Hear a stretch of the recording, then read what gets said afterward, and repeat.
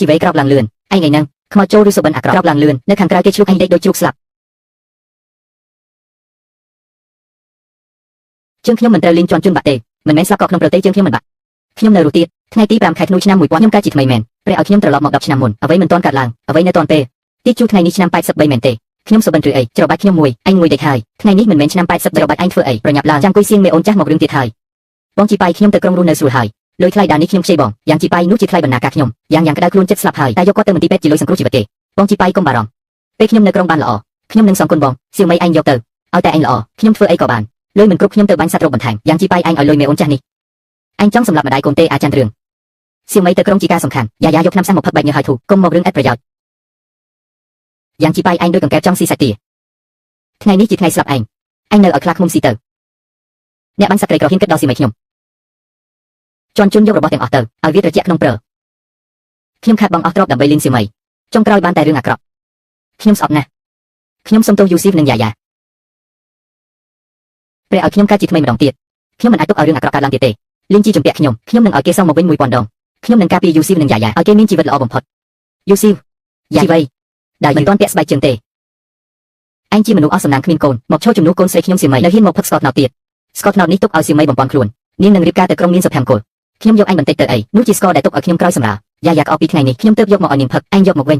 អាក្មេងស្រីឈួតផឹកស្ករត្នោតអីផឹកទៅក៏គ្មានប្រយោជន៍អូលែងឲ្យឆាប់ដៃខ្ញុំស្ទើរតែបាក់បើអញហ៊ានប៉ះប្រពន្ធកូនខ្ញុំទៀតខ្ញុំនឹងបាក់ដៃអញយ៉ាងជីប៉ៃ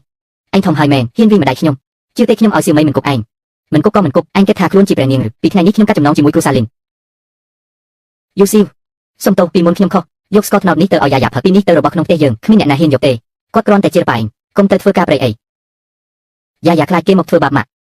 ់យ៉ាកូនឆ្លាតប៉ាមិនទៅប្រៃទេប៉ានឹងទៅបរបាញ់ក្នុងព្រៃធំយកសាច់មកឲ្យយ៉ាហូបសម្លៀកបំពាក់ថ្មីឲ្យម៉ាក់អូសាច់ណាស់ម៉ាក់ខ្ញុំអញអស់សង្ឃឹមបែបនេះនៅហ៊ានគិតទៅបរបាញ់សម្រាប់មន់មួយក៏ញាប់ញ័រមែនហើយបើខ្លួនឯងសិនប៉ាអញអាចបរបាញ់បានជ្រូកព្រៃក៏ឡើងដើមឈើបានដែរយ៉ាងជីប៉ៃអញគ្មានតម្លៃទេបើគ្មានអញជីឡើងភ្នំទៅបាញ់សត្វអញទៅឲ្យខ្លាឃ្មុំស៊ីទេដឹងហឺស្លាប់ក្នុងព្រៃអត់ឃ្លានកុំឲ្យយើងទៅយកស្ពេងចាំមើលគ្នាទៅឥឡូវនេះចេញទៅអញជាមនុស្សឥតគុណចាំអញទៅសៀវមីងវាមិនទុកអញទេលីងសៀវមីជាតិមុនគាត់ធ្វើបាបខ្ញុំយ៉ាងអាក្រក់ជាតិនេះខ្ញុំឲ្យគាត់មើលមិនឃើញ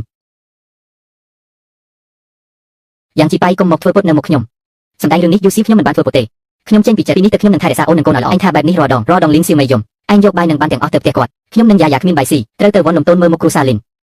យើងលេងលេះគ្នាទៅខ្ញុំនឹងយកយ៉ាទៅទោះចេញទៅសុំទៀនក៏មិនចង់ធ្វើជាក្តារកំពុកឲ្យអញលើកដំណឹងលីងសៀវឈិនបងខ្ញុំខុសហើយខ្ញុំមិនមែនជាមនុស្សទេខ្ញុំស្បត់ជាតិនេះខ្ញុំយ៉ាងជីប៉ៃបើមើលលីងសៀវហ៊ុំដងទៀតឲ្យគាត់មួយសេនសូមឲ្យខ្ញុំត្រូវភ្លេចបន្ទោស្លាប់ប៉ាកុំវាខ្លួនឯងយ៉ាខ្លាចយ៉ាកុំយំអញក្រោកឡើងស្បោះស្បែកអីគ្មានប្រយោជន៍ជីវិតត្រូវតែបន្តអញថាមិនទៅរងឈើទេម្ដាយកូនស៊ីខ្ជិលអីទឹកខ្ញុំថាឲ្យអត់ខ្ញុំនឹងជប់ក្នុងដាស៊ីងអានលីងឪពុកខ្ញុំជាអ្នកប្រមាញ់ចាស់ខ្ញុំរៀនសិល្បៈពីគាត់ប្រកាសជាចិញ្ចឹមអូននឹងយ៉ាឈួតហើយក្នុងនេះគ្រោះថ្នាក់ណាស់មិនដឹងទេបើអញមានរឿងខ្ញុំនឹងយ៉ាធ្វើម៉េចម៉ោងរិស័យទីអាគ្នេយ៍300ជំហានក្រោមដើមស្រមានសក្តានរបួសមួយអាចចាប់បានស្រួលនេះជាសញ្ញាឆ្នោតច្បាស់ណាស់ថែមទាំងប្រាប់កន្លែងសត្វទៀតយូស៊ីវកុំខាត់ខ្ញុំសន្យាមុនថ្ងៃងឹតខ្ញុំនឹងត្រឡប់មកវិញដោយសុខហើយយកសាច់មកឲ្យអ្នកហូបជីប៉ៃអញទៅធ្វើអីកាន់របស់ខូចនេះអញមិនមែនចង់ចូលព្រៃបាញ់សត្វទេជូខ្ញុំមិននិយាយលេងទេខ្ញុំចង់ចូលព្រៃរកសាច់ព្រៃដើម្បីឲ្យប្រពន្ធនិងកូនស្រីខ្ញុំហូបអញឈួតហើយក្នុងព្រៃធំនោះឥឡូវអ្នកបាញ់សត្វចាស់ក៏មិនហ៊ានចូលក្នុងនោះមានខ្លាឃ្មុំនិងឆ្កអញមិនខ្លាចស្លាប់ទេអញមិនដែលសម្លាប់មន់មួយក្បាលផងចូលទៅនោះគឺទៅឲ្យខ្លាឃ្មុំស៊ីទេជាតិមុនខ្ញុំត្រូវអ្នកចិត្តខាងជញ្ជក់ឈាមអស់គឺទេជូតែទុកអាហារចុងក្រោយឲ្យខ្ញុំតែខ្លួនឯងស្លាប់ដោយអត់អាហារគុណនេះខ្ញុំយ៉ាងជីប៉ៃត្រូវតែសម្បិញក្នុងជាតិនេះទេជូកុំបារម្ភខ្ញុំដឹងច្បាស់ខ្ញុំគ្រាន់តែដាក់ក្បែរខាងមិនចូលជ្រៅទេអញនេះហេតុអីមិនស្ដាប់គេអញ្ចឹងអញទៅមែនចាំខ្ញុំទៅជាមួយបើជូខ្លាឃ្មុំមែនខ្ញុំអាចជួយទុកមួយសន្អែងរត់ទៅទេជូបងប្អូនល្អទៅយើងទៅជាមួយគ្នានេះទៅបើខ្ញុំយ៉ាងជីប៉ៃមានសាច់មួយគាត់ជាមិនភ្លេចអញទេជីប៉ៃយើងដើរចេញមក2គីឡូហើយមិនឃើញសំបីរោមបាសីមួយត្រឡប់ទៅវិញទេជីគៀវក៏ឈើនឹងបន្លែព្រៃក៏បានម៉ោងរិស័យទីអាគ្នេយ៍300ម៉ែត្រក្រោមដើមស្រកមានទន្សាយព្រៃរបួសមួយនៅខាងមុខហើយទេជូដើរតាមក្រោយខ្ញុំកុំចេញសំឡេងអ្វីដែលគាត់និយាយពិតមែនពិតជាទន្សាយព្រៃរបួសមែនអូយព្រះអើយចាប់បានហើយអញសំណាងណាស់នេះគឺសត្វរត់លឿនជាងឆ្កែទៅទៀតអញ្ចឹងទៅបានអញយកទេសំណាងសុខសាហាហាទៅតែចូលយើងត្រឡប់ទៅផ្ទះស៊ីសាច់វិញជីប៉ៃនេះមិនហើយមិនមែនត្រូវចាំងគីសៀងសង្កត់ផងស្រាប់តែភ្លឺភ្លាមទេតែមិនថាយ៉ាងណាទេចាប់បានសាច់នឹងហើយល្អអូយ៉ាវបងប្អូនមើលនេះមិនមែនយ៉ាងជីកូនទី3ទេម៉ាយ៉ាទន្សាយព្រៃធំលេខមិនដល់10គីឡូទេមនុស្សល្ងងនេះចាប់បានសាច់ព្រៃមែនស្របពេលសៀវមីមិនសើមិនថាចង់ស៊ីសាំត្រូវតែប្រញាប់ទៅប្រាប់ម៉ាក់ខ្ញុំឲ្យមនុស្សល្ងងនេះយកទន្សាយទៅមើលចៃរបស់លីងជន់ជន់រត់លឿនជាងទន្សាយទៅទៀតប្រកាសជាត្រឡប់ទៅដំណឹងខ្មោចបិទឈាមផ្ទះលីងមិនទុកទន្សាយនេះទេឲ្យគាត់ទៅដំណឹងចុះថ្ងៃនេះទន្សាយនេះក្រៅពីប្រពន្ធខ្ញុំនិងកូនស្រីទូព្រះចៅផែនដីមកក៏មិនឲ្យស៊ីមួយកំណត់ដែរបងជីប៉ៃអ្នកពូកែណា ម្សិលមិញខ្ញុំគ្រាន់តែនិយាយលេងថាចង់ស៊ីស្អែកនេះអ្នកប្រថុយជីវិតទៅបានទន្សាយឲ្យខ្ញុំអ្នកល្អជាមួយខ្ញុំណាអូជីបាយរាប់ថាអ្នកនៅមានស្មារតីខ្លះសៀវមេចិត្តទៅទីក្រុងហើយត្រូវការបំពេញសុខភាពប្រញាប់យកទន្សាយទៅបកស្បែកដាំដាក់សរសៃមេឲ្យច្រើនយើងនឹងមកស៊ីមួយសន្ទុះយ៉ាងជីបាយឯងនៅឈរស្ងៀមធ្វើអីមិនទាន់ប្រញាប់ទៅធ្វើការចាំទុកស្បែកឲ្យខ្ញុំអាចយកទៅប្រូបារីលល្អពីប្រអប់ជប់ជាតិមុនខ្ញុំត្រូវមកគួរស្អប់នេះបោកបញ្ឆោតឲ្យវល់លីវសៀវមេឯងខ្លងទេខ្ញុំទៅតែព្រឹកនេះនិយាយចាប់ពីថ្ងៃនេះទៅខ្ញុំនឹងតែលីនរបស់ឯងកាត់ផ្ដាច់រាប់ជាអីក៏អាចស៊ីទន្សាយដែលខ្ញុំបាញ់បានបងជីបាយអ្នកនិយាយអីចម្លែកមិនមែនអ្នកចូលចិត្តខ្ញុំជាងគេទេពីមុនអ្នកបាញ់បានមន់ព្រៃទន្សាយតែងតែយកមកឲ្យខ្ញុំមុនគេពីមុនខ្ញុំខ្វាក់ភ្នែកយកឆ្កែជាប់ពណ៌ស្មុកទុកជាកំណត់ឥឡូវខ្ញុំភ្ញាក់ហើយទន្សាយនេះខ្ញុំបាញ់ឲ្យប្រពន្ធនិងកូនស្រីខ្ញុំហូបទេអ្នករកគ្នាអ្នកចិត្តខាងចេញទៅឆ្ងាយទៅយ៉ាងជីប៉ៃអញជាមនុស្សឥតគុណហើយអ្វីបានជាអញហ៊ាននិយាយជាមួយកូនស្រីខ្ញុំបែបនេះអញត្រូវស៊ីនយូឈីងមេអាបចាស់នោះបំពោគំនិតអញហើយមានសាច់ហើយទៅរកប៉ាសុំប៉ាយ៉ាយ៉ាឃ្លានហើយយ៉ាយ៉ាក៏ចង់ហូបសាច់ដែរយ៉ាយ៉ាកូនល្អទន្សាយនេះប៉ាបាញ់ឲ្យកូននឹងម៉ាក់ហូបទេយើងទាំងគ្រួសារហូបបាយឆ្អែតម្ដងអាក្បត់អញគួរស្លាប់សាច់នេះក៏សមនឹងកូនស្រីតូចនេះហូបដែរយកមកឲ្យខ្ញុំហូបសាច់ឆាប់យ៉ាងជីប៉ៃអញហើយទន្សាយនេះឲ្យតែកូនស្រីនិងប្រពន្ធខ្ញុំហូបទេអ្នកណាហ៊ានប៉ះខ្ញុំកាត់ដៃវាចោលយ៉ាងជីប៉ៃអញជឿអត់ថាខ្ញុំឲ្យលីនស៊ីមកឈប់និយាយគ្រូសាលីនអញនៅខ្មាស់គេជីប៉ៃប្រហែលឆ្នាំនេះដើម្បីលីនស៊ីឲ្យបាយអញប្រហែលហើយលីលូនិយាយត្រូវហើយគ្រូសាលីនធ្វើមិនសមរម្យធ្វើឲ្យជីប៉ៃគ្មានបាយហូបពីមុនជីប៉ៃឥឡូវគាត់ដឹងខ្លួនហើយការពារប្រពន្ធកូនគាត់នេះហើយជាបរិសុទ្ធពិតអញនិយាយខុសខ្ញុំមិនដែលយករបស់គាត់ដោយឥតទេសៀវមីអញទៅណាយ៉ាងជីប៉ៃអញពូកែណាស់អញចាំមើលខ្ញុំពីនេះទៅអញមិនបានសុបទេនៅភូមិកាសាន់តុនគ្រូសាក្រីក្រមួយទូហូបទន្សាយនេះក៏ឃ្លានស្លាប់នៅថ្ងៃក្រោយជៀនជន់យើងទៅបងខ្ញុំក៏ត្រឡប់ទៅវិញដែរមានរឿងអីហៅខ្ញុំហួយទៀតជូអរគុណអញហត់ហើយយើងចូលផ្ទះទៅអញបាញ់បានទន្សាយមែនយូស៊ីខ្ញុំថាឲ្យខ្ញុំយ៉ាងជីប៉ៃនិយាយឲ្យធ្វើយប់នេះយើងអាំងសាច់ទន្សាយហូបមកយ៉ាយ៉ានេះផ្លូវទន្សាយទុនណាស់ប្រយ័ត្នក្តៅអុយក្រអូបណាស់ប៉ានេះជារបស់ឆ្ងាញ់បំផុតដែលយ៉ាយ៉ាធ្លាប់ហូបយ៉ាយ៉ាអូនអាចញ៉ាំសាច់រាល់ថ្ងៃបានទេថ្ងៃក្រោយប៉ាឲ្យអូនញ៉ាំសាច់រាល់ថ្ងៃចិញ្ចឹមអូនឲ្យថតស្អាតរាប់មិនអស់ថ្ងៃយប់អ្វីដែលខ្ញុំស្រមៃចង់បានគឺរឿងនេះទិដ្ឋភាពសាមញ្ញតែក៏ក្តៅយូស៊ីអូនញ៉ាំផងអូនខ្សោយខ្លួនញ៉ាំសាច់ឲ្យច្រើនបំពេញកម្លាំងអាណាហេតុអីអាល្ងងនោះញ៉ាំឆ្ងាញ់ផឹកល្អតែយើងមកអង្គុយស៊ីនំគ្រីមនៅទីនេះខ្ញុំបិទភ្នែកហើយធំក្លិនសាច់ពីផ្ទះគេអញមកផ្សាយដាក់ខ្ញុំធ្វើអីមានសមត្ថភាពទៅបាញ់សត្វក្នុងព្រៃមកវិញយើងមិនអាចទុកវាចោលបែបនេះទេយ៉ាងជីបាយលើរឹងរូសមិនខ្វល់ពីសៀវមីទៀតបើគាត់មានលុយពីការបាញ់សត្វអ្នកចិត្តខាងយើងមិនបានអីទេបងមានគំនិតអីទេយ៉ាងជីបាយផ្លាស់ប្ដូរភ្លាមច្បាស់ជាដោយសារស៊ីនយូស៊ីជាស្រីម៉ាយនៅពីក្រោយញុះបើយើងរកវិធីបណ្ដេញស៊ីនយូស៊ីចេញយ៉ាងជីបាយគ្មានអ្នកនៅក្បែរច្បាស់ជាត្រឡប់មករកសៀវមីវិញបណ្ដេញដូចម្ដេចខ្ញុំស្គាល់បរិសុទ្ធចំណាស់នៅភូមិក្បែរនោះគាត់ចង់ទិញប្រពន្ធដោយលុយយើងរកលេបញ្ឆោតស៊ីនយូស៊ីចេញទៅលក់ឲ្យបរិសុទ្ធចំណាស់នោះតែម្ដងបានលុយថ្លៃបណ្ណាការទៀតពេលនោះយ៉ាងជីបាយបាត់ទាំងលុយទាំងមនុស្សមើលថាគាត់នៅក្រអឺទៀតទេធ្វើបែបនេះហើយស្អែកខ្ញុំទៅរកបរិសុទ្ធចំណាស់នោះអាល្ងងនេះហូបទន្សាយអស់មួយមិនទុកឲ្យសៀវមីសំបីមួយក៏មើលទៅគេក្រៀមក្រំណាស់ហេតុអីគេនៅសុខស្រួលជាងខ្ញុំសៀវមីកុំខឹងខុសខ្លួនយ៉ាងជីបាយជាអាចឆ្កែគ្រាន់តែត្រូវស្រីម៉ាច់បញ្ឆោតភ្លាមចាំគាត់ដឹងខ្លួនច្បាស់ជាត្រឡប់មកបម្រើអូនវិញម៉ាក់នៅតែការពារគាត់ថ្ងៃនេះគាត់ធ្វើឲ្យខ្ញុំអាម៉ាស់នៅមុខមនុស្សច្រើនថ្ងៃក្រោយខ្ញុំមុខមិនដឹងដាក់ឯណ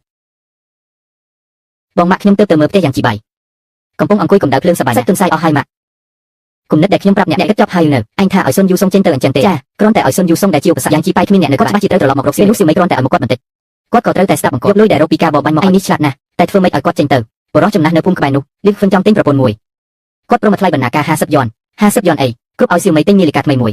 ចាំបើយ៉ាងជីប៉ៃទៅប្តឹងប៉ូលីសអីយើងថាសុនយូសុងឯងទ្រាំលំបាកមិនបានរត់ទៅជាមួយគេយ៉ាងជីប៉ៃល្ងងនោះច្បាស់ជាជឿធ្វើដូច្នេះទៅជៀនជន់ថ្ងៃស្អែកឯងរកលេបញ្ឆោតសុនយូសុងទៅក្រៅភូមិអញទុកឲ្យខ្ញុំព្រៃខាងក្រោយភូមិគ្មានអ្នកណាឃើញទេបងស្រីអរគុណអ្នកបើខ្ញុំចូលក្រុងបានខ្ញុំនឹងយករបស់ល្អមកមិនបាច់យកអីទេចូលក្រុងហើយកុំភ្លេចយើងក៏ល្អហើយថ្ងៃនេះឲ្យខ្ញុំបានបបបាញ់សត្វទៀតសង្ឃឹមលើអ្នកទាំងអស់ថ្ងៃនេះមាត់ទន្លេព្រៃពោតមានក្តាន4កំពុងស៊ីសម្បកឈើក្តាន4បើបាញ់ក្តានទាំង4នេះបានមិនត្រឹមតែឲ្យយូស៊ីនឹងយ៉ាយ៉ាធ្វើអាកបាត់ថ្មីទេនៅលោកបានលុយច្រើនទៀតជីប៉ៃខ្ញុំនាំតាសុនមកហើយតាសុនមកធ្វើអីយល់ថាឯងម្សិលមិញចាប់បានទន្សាយព្រើមួយដោយចៃដន្យទីជួនេះថាឯងភ្ញាក់ខ្លួនហើយឲ្យខ្ញុំនាំឯងចូលព្រៃថ្ងៃនេះឲ្យឃើញគេចិត្តល្អរបស់ទីជួខ្ញុំទទួលហើយតែតាសុនខ្ញុំមានវិធីបបបាញ់ផ្ទាល់ខ្លួនហើយមិនដឹងកម្ពស់ផែនដីមេទេជំរឿភ្នំដាស៊ីងអានមិនមែនក្មេងអីឯងអាចដឹងបានទេអញគិតថាប្រមាញ់ដូចលេងផ្ទះក្មេងបើឯងមានទំនុកចិត្តមែនថ្ងៃនេះយើងប្រកួតគ្នាមើលតែប្រាប់មុនថាចូលព្រៃហើយអ្នកណាមានជំនាញអ្នកនោះឈ្នះលោកតាសុនលោកនិយាយអញ្ចឹងទេយើងទាំងអស់គ្នាជាអ្នកភូមិតែជួយគ្នាទៅវិញទៅមកឯងខ្លាចខ្លាឃ្មុំរហូតនំខោខ្ញុំក៏មិនជួយឯងដែរចាំកុំនិយាយច្រើនលោកតាសុនខ្ញុំដឹងច្បាប់ហើយអ្នកណាមានជំនាញស្លាប់រស់តាមវាសនាហើមថ្ងៃនេះជីប៉ៃចម្លែកមែនធម្មតាឃើញតាសុនហើយមិនហ៊ានដកដង្ហើមធំថ្ងៃនេះមិនក្លាហានម្លេះឬមួយគាត់មានជំនាញប្រមាញ់ពិសេសមើលស្នាមជើងនេះខាងមុខមានហ្វូងជ្រូកព្រៃដើរតាមខ្ញុំថ្ងៃនេះយើងនឹងបានធំហើយលោកតាសុនព្រៃជ្រៅគ្រោះថ្នាក់ណាស់ខ្ញុំគិតថាយើងទៅព្រៃដើមប៉ោមក្បែរមាត់ទន្លេមើលនោះល្អជាងព្រៃដើមប៉ោមមាត់ទន្លេឯងឈួតហើយព្រឺធ្លាក់ខ្លាំងបែបនេះអ្នកណាទៅឈោមាត់ទន្លេខ្យល់បក់បើឯងចង់ទៅឯងទៅតែឯងកុំមករំខានខ្ញុំប្រមាញ់លោកតាសុនពួកខ្ញុំទៅជាមួយជីប៉ៃមាត់ទន្លេមើលឯងទាំងពីរមិនខ្លាចស្លាប់ទេទៅឈោមាត់ទន្លេខ្យល់បក់ទៅមិនល្អទេមានរឿងធំហើយលីនជាងជន់មកធ្វើអីផ្ទះយើងមិនស្វាគមន៍ឯងទេបងថ្លៃយូស៊ីពីមុនខ្ញុំមិនមែនជាមនុស្សតែលើកនេះមានរឿងធំមែនបងប៉ៃត្រូវខ្លាឃ្មុំដេញនៅលើភ្នំជើងគាត់ត្រូវខំបាក់អស់ហើយ បងទីជួបអូនស្រីសាឡាំងមិនទៅហឹមនោះមកជួយពួកគាត់នៅណានៅទីបញ្ចុះសុខខាងកាត់ភូមិអញជីត្រីកោនទៅឲ្យយើងទៅយឺតជីប៉ៃមិនមានជីវិតទេស្រីអីឆោតល្ងងមែនពេលអញទៅដល់ទីបញ្ចុះសុខគិតរងចាំអញនៅទីនោះហើយលុះអញចេញមានលេខាខ្ញុំនឹងធាក់ថ្លៃចម្លែកណាស់មិនទៅបាញ់ជ្រូកប្រៃក្នុងភ្នំទេមកដើរលេងលើថ្មទេអីតាសុនសម្រាប់បន្តិចទៅបើជីប៉ៃថាមានសត្វនៅទីនេះប្រកាសជាមានហេតុផលរបស់គាត់យ៉ាងជាទី3ថ្ងៃនេះបើអញបាញ់មិនបានអីទេកុំមកអួតថាខ្លួនឯងពូកែនៅភូមិយើងអ៊ុយប្រេហើយមានក្តានពិតមែន4ក្បាលទៀតធ្លាក់រើធំក្តានមកមាត់ទន្លេអីអ្នកនេះមានសំណាងឬក៏ពូកែបាញ់ពិតមែនអុយរត់បាត់ធ្នូនេះខូចហើយជីប៉ៃអញពូកែណាបាញ់4ព្រួញដល់ទាំងអស់អាចទៅរួចជីប៉ៃឲ្យតាទៅតែលេងសើចជាមួយអញទេបើក្តាន4ក្បាលនេះយើង3អ្នកចែកគ្នាសម្រុំតាមមិនលោកទេយកតែមួយក្បាលក៏បានតាសុនទៅតែអញមិននិយាយបែបនេះទេមុននេះថាសប្រៃអាស្រ័យលើស្មិនចែកអីឲ្យយើងទេក្តាន4ក្បាលនេះជីប៉ៃបាញ់ទាំងអស់អញមកចែកដោយសារឯក្មេងនេះតាជាអ្នកចាស់បើគ្មានតាទេអញចូលព្រៃជ្រៅមិនបានទេទីជួននិយាយត្រូវក្បួនច្បាប់គឺក្បួនច្បាប់តាសុនសុំទោសតាទៅតាមផ្លូវអញចុះជាងជន់អញថាជីប៉ៃនៅទីនេះគាត់នៅណាបងថ្លៃយូស៊ីអញងាយបោកណាស់លៀងជីប៉ៃឈួតនោះចូលព្រៃប្រកាសជាត្រូវចោះចាប់ខ្ញុំនាំអញមកទីនេះដើម្បីរកកន្លែងល្អហើយហេបងជាងជន់នេះហើយអ្នកថាសេនយូស៊ីមុខស្អាតណាស់ថ្លៃបណ្ណាការ50យន់នេះសម្រុំណាស់អញចង់លួចខ្ញុំអីអ្នកចិត្តខាងអញវាអាក្រក់ណាស់រត់ទៅណាថ្ងៃនេះអញជារបស់លោកលីហើយទៅតាមគាត់ចុះកុំឲ្យឈឺចាប់ស្រីស្អាតមកផ្ទះខ្ញុំស៊ីឆ្ងាញ់ក៏ឆ្ងាញ់ជួយផងដៃខអញចេញឲ្យឆ្ងាយយូស៊ីអូនមកយឺតគេធ្វើអូនឈឺទេជីប៉ៃអញមិនអីទេលីងជន់ថាជើងអញខូចហើយកុំយំខ្ញុំមិនអីទេចូលភូមិម្នាក់មីងវាងថាត្រូវលីងជន់បញ្ឆោតទៅនៅស្ងៀមទៅមានរឿងស្លាប់អញត្រូវចូលគុកក៏ខ្វក់ដៃខ្ញុំអុយកុំវីជីប៉ៃបងខុសហើយខ្ញុំបង្វែងស្មារតីសុំទោសយ៉ាងជីប៉ៃអញអាក្រក់ណាស់លែងកូនខ្ញុំអញហ៊ានវីខ្ញុំស្លាប់ជាមួយអ្នកចិត្តខាងអញតែងតែបៀតបៀនប្រពន្ធកូនខ្ញុំគិតថាខ្ញុំងាយគេចាញ់ខ្ញុំប្រាប់ទុកហ៊ានគិតរឿងយូស៊ីនិងយ៉ាយ៉ាទៀតខ្ញុំបាក់ជើងវីចេញទៅអ៊ុយក្តាន4កូនទី3ពីផ្ទះទៅរកសម្បុកក្តានឬស្បែកក្តានត្រូវហាន់សំបីសុនឡើយក៏គ្មានសមត្ថភាពបែបនេះក្តានច្រើនម្លេះហាន់ស្បែកធ្វើអាវធំចូលក្រុងស្អាតណាស់បងជីប៉ៃអញពូកែណាស់បាញ់ក្តានបានច្រើនស្បែកនេះរលុងណាស់ធ្វើអាវធំឲ្យខ្ញុំច្បាស់ជាស្អាតជីប៉ៃសៀវមីនឹងរៀបការទៅជីនឆេងពាក់អាវស្បែកក្តានទៅសម្រុំអញមាន4យកស្បែកល្អបំផុតពីឲ្យសៀវសល់អញលុបទៀតមែនហើយជីប៉ៃអញធ្លាប់ស្រឡាញ់សៀវមីជាងគេរឿងតូចតាចនេះមិនព្រមទេឲ្យស្បែកក្តានមួយធ្វើអាវមុខអ្នកផ្ទះលេងធ្វើពីជញ្ជាំងកំពែងឬបងជីប៉ៃអញនេះមានន័យយ៉ាងម៉េចពីមុនខ្ញុំចង់បានអីបងអញឲ្យខ្ញុំទាំងអស់ពីមុនគឺខ្ញុំយ៉ាងជីប៉ៃខ្វាក់ភ្នែកថ្ងៃនេះនៅមុខអ្នកទាំងអស់គ្នាយើងមកគិតលុយគ្នាឲ្យច្បាស់បងជីប៉ៃពាក្យនេះជាចាប់ណាស់សៀវមីស្រឡាញ់បងអញពីចិត្តគាត់ស្រឡាញ់លុយទេបងជីប៉ៃអញហួសហេតុពេកហើយខ្ញុំលីងសៀវមីជាមនុស្សបែបនោះអីរដូវរងាឆ្នាំ19អញថាត្រជាក់ខ្ញុំមានកំសៅពោត30ជីនឲ្យអញទាំងអស់ដើម្បីយកបាសប្រពន្ធខ្ញុំនឹងកូនស្រីផឹកទឹកស្អុយមួយខែពេញរដូវផ្ការីឆ្នាំ80អញថាចង់បានឲ្យប៊ីជីណាខ្ញុំឡើងភ្នំរកឆ្នាំរយៈពេលកន្លះលុយលក់បានឲ្យអញអស់មួយកាក់មិនសល់ហើយប្អូនប្រុសពីរនាក់ខ្ជិលរបស់ឯងនិងបងស្រីរាល់ខែយករបស់ខ្ញុំទៅអូយអៀងខ្មាស់ណាស់នេះយកជីប៉ៃធ្វើជាលាទេមែនហើយទៅជីប៉ៃក្រមាងរំកើអ្នកចិត្តខាងវិតឈាមគាត់អស់នោះអញស្ម័គ្រចិត្តឲ្យខ្ញុំទេមុនខ្ញុំល្ងងតែពីថ្ងៃនេះទៅអ្នកចិត្តខាងកុំសង្ឃឹមយកអីពីខ្ញុំទៀតប៉ុន្មានឆ្នាំនេះអញយករបស់ខ្ញុំសរុបទៅទិញអាវរោម10ក្នុងបានអញមិនខ្មាស់ទេខ្ញុំវិញស្អប់ពើមតែជួយយកស្បែកក្តានល្អបំផុតពីមកបានហើយស្បែកល្អពីនេះខ្ញុំទុកឲ្យប្រពន្ធយូស៊ីនិងយ៉ាយ៉ាធ្វើឲ្យគេមិនត្រជាក់រដូវរងានេះសោះខ្ញុំយកទៅលក់ផ្សារខេត្តស្អែក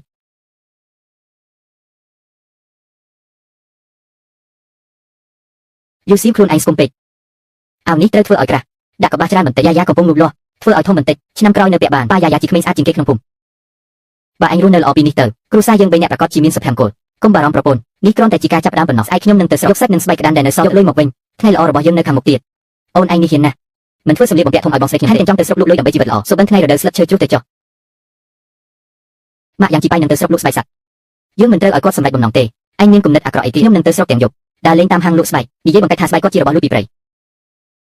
ល្អណាស់ធ្វើបានស្អាតឲ្យយ៉ាងជីប៉ៃដឹងថាការជាប្រមីតអ្នកចិត្តខាងយើងមានលទ្ធផលយ៉ាងណាលោកសុនរវល់អីខ្ញុំមកប្រាប់អ្នកបន្តិចថ្ងៃនេះបើយ៉ាងជីប៉ៃពីភូមិខៅសាន់មកលក់ស្បែកក្តានកុំទិញឲ្យសោះយ៉ាងជីប៉ៃមិនស្គាល់គាត់ទេស្បែកគាត់មិនល្អអូមិនមែនមិនល្អទេវាជារបស់លួចពីព្រៃអីក្រុមការពារព្រៃកំពុងតាមចាប់គាត់គ្រប់ទីកន្លែងបើអ្នកទិញពេលនោះនឹងមានបញ្ហាដល់ហាងអ្នកដែរអញ្ចឹងខ្ញុំដឹងហើយរបស់ដែលនាំបញ្ហាបែបនេះខ្ញុំមិនជាប់ពាក់ព័ន្ធទេយ៉ាងជីប៉ៃមើលថ្ងៃនេះឯងលក់ស្បែកចេញយ៉ាងម៉េចលោកម្ចាស់ទិញស្បែកក្តានទេទើបតែបាញ់បានថ្មីស្អាតណាស់អញជាយ៉ាងជីប៉ៃពីភូមិខៅសាន់មែនទេបាទលោកម្ចាស់ស្គាល់ខ្ញុំឬចេញទៅប្រញាប់ចេញទៅយើងមិនទិញរបស់ឯងទេកុំយករបស់លួចមកបោកយើងលោកម្ចាស់លោកនិយាយអីចឹង ស្បែកនេះខ្ញុំបាញ់ពីព្រៃដោយខ្លួនឯងក៏ខ្លាចជារបស់លួចប្រញាប់ចេញទៅបើមិនចេញទេខ្ញុំនឹងហៅប៉ូលីសប្រញាប់ចេញទៅលួចពីព្រៃហើយហ៊ានយកមកលួចទៀតឯងក្លាហានពេកហើយរបស់លួចពីព្រៃខ្ញុំមិនស្គាល់អ្នកណាក្នុងស្រុកទេមិនក៏ស្រាប់តែមានពាក្យបង្កាច់នេះប្រកាសជាអ្នកចិត្តខាងទាំងនោះហើយដែលធ្វើលីងជន់ជន់ចាំងគុយសៀងអ្នកទាំងពីរមិនចេះចាប់មែនអូយនេះមិនមែនជាអ្នកប្រមាញ់ខ្លាធំរបស់ភូមិយើងយ៉ាងជីប៉ៃទេមិនទៅលក់ស្បែកនៅទីរួមខេត្តរកលុយធំមកវិញហើយហាជន់ជន់កុំនិយាយអីចំអកជីប៉ៃគាត់លក់ស្បែកបានថ្លៃឈ្នះឈ្នួនលុយច្រើនដល់ចាប់មិនអស់ហើយបងជីប៉ៃខ្ញុំធ្លាប់ប្រាប់ហើយបើអ្នកចាក់ចេញពីគ្រួសារលីងយើងធ្វើអីក៏អត់ប្រយោជន៍បើអ្នកឲ្យស្បែកនេះមកខ្ញុំឥឡូវខ្ញុំអាចទៅនិយាយជាមួយក្រុមសន្តិសុខជួយអ្នកឯងគិតថាទៅនិយាយដើមគេនៅទីរួមខេត្តនឹងអាចរៀបររបស់យ៉ាងជីប៉ៃកុំនិយាយរឿងឥតប្រយោជន៍អ្នកណាថាខ្ញុំលឺឯងខ្លួនឯងមិនស្មិនឲ្យអ្នកណានិយាយអញ្ចឹងទេគ្រួសារលីងឯងចេះតែធ្វើរឿងមិនសមរម្យមកដាក់អ្នកតែមិនអីទេមិនយូរមិនឆាប់អ្នកនឹងដឹងថាអីទៅជាគប់ដុំធម្មតាជាងខ្លួនឯងនេះធំនេះតូចធំតូចជីប៉ៃមិនហើយស្បែកមិនទាន់លក់ចេញទេលីងជន់ជន់រត់ទៅទីរួមខេត្តពេលយប់សប្តាហ៍ពីចាំអារាមថាស្បែកខ្ញុំជារបស់លួចពីព្រៃរត់អ្នកលក់ដុំទាំងនោះមិនហ៊ានទិញគ្រូសាលីននេះអាក្រក់ម្ល៉េះគេមិនសប្បាយចិត្តក៏មិនឲ្យយើងសប្បាយដែរធ្វើមិនទៅយ៉ានៅចាំលុយនេះទិញថ្នាំរដូវរងាម៉ាក់គុំយំយ៉ាមិនលេបថ្នាំទេយ៉ាឈឺជាសេះស្បាយហើយយូស៊ីកុំបារម្ភទីរួមខេត្តមិនទិញមិនមែនគ្មានអ្នកទិញទេព្រះឲ្យខ្ញុំកាត់ជាថ្មីនឹងមិនកាត់ផ្លូវខ្ញុំទេគ្រូសាលីនកាត់ផ្លូវរកលុយខ្ញុំឥឡូវខ្ញុំត្រូវការអ្នកទិញម្នាក់សូមបង្ហាញផ្លូវឲ្យខ្ញុំថ្ងៃចុងក្រោយម៉ោង 4មានអ្នកជំនួញក្នុងពីហាប៊ីនឈ្មោះចៅវៃដុងនឹងមកទិញទំនិញក្នុងនៅមាត់ភូមិតម្លៃយុទ្ធធម៌អាចសហការបានចៅវៃដុងគឺចៅវៃដុងជីវិតមុននោះក្រោយមកគាត់ដណ្ដើមយកទីផ្សារខ្លាយជាស្ដេចទំនិញភ្នំហេតុអីក៏ប្រែប្រួលយ៉ាងនេះបើអាចភ្ជាប់ទំនាក់ទំនងជាមួយគាត់បានថាស្បែកក្តានពីរបីសន្លឹកទេសូម្បីតែសត្វដែលយើងចាប់បានទៅទៀតក៏គ្មានបារម្ភរោគអ្នកទិញយើងជន់ជន់ខ្ញុំពិតជាអរគុណអ្នកណាស់តែឲ្យខ្ញុំចាំបានត្រីធំមួយនេះកុំបារម្ភខ្ញុំមានវិធីលក់ស្បែកហើយ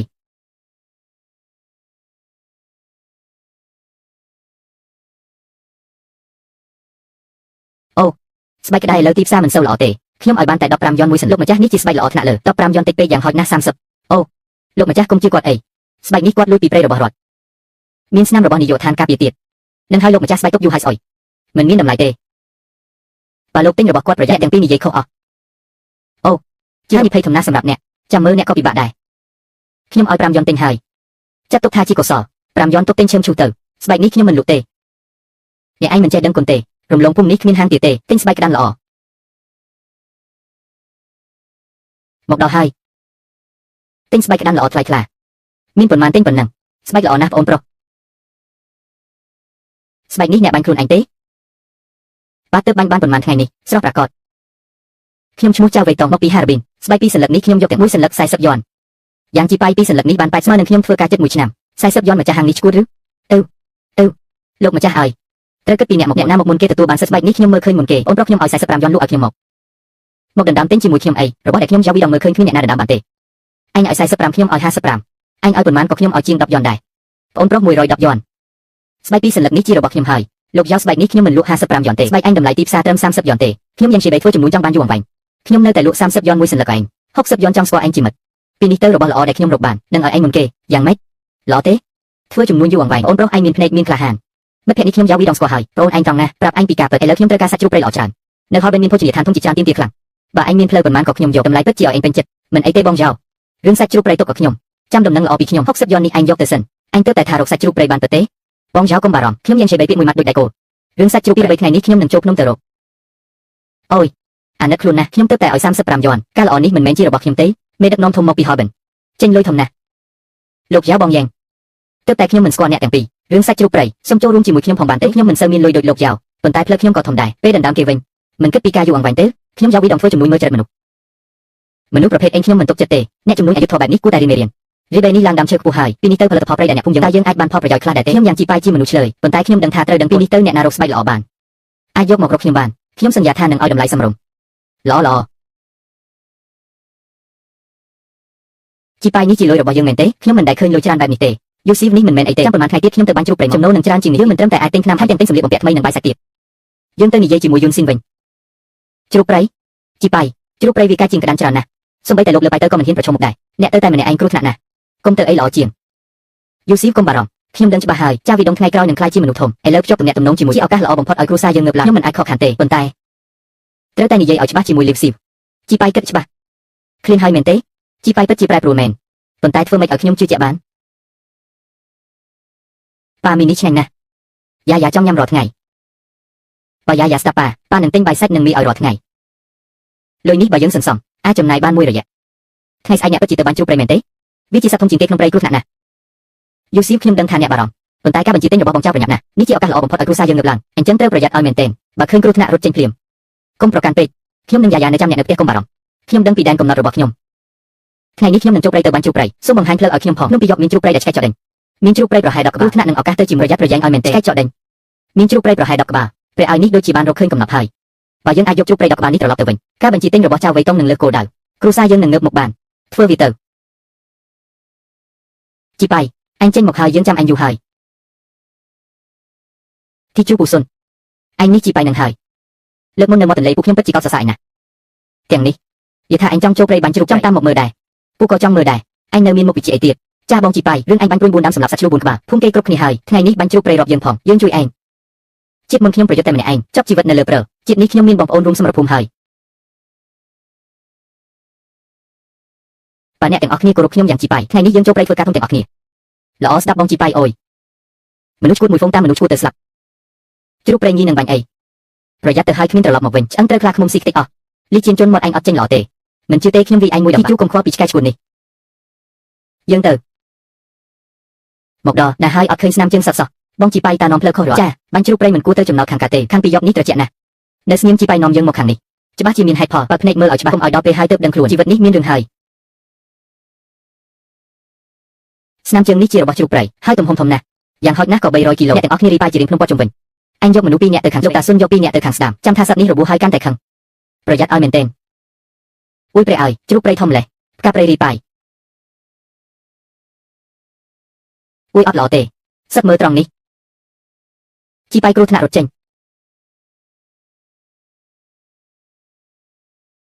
ចប់ហើយក្មេងនេះធ្វើធំពេកលើកនេះប្រកាសជាត្រូវជ្រូកព្រៃហែកពូហើ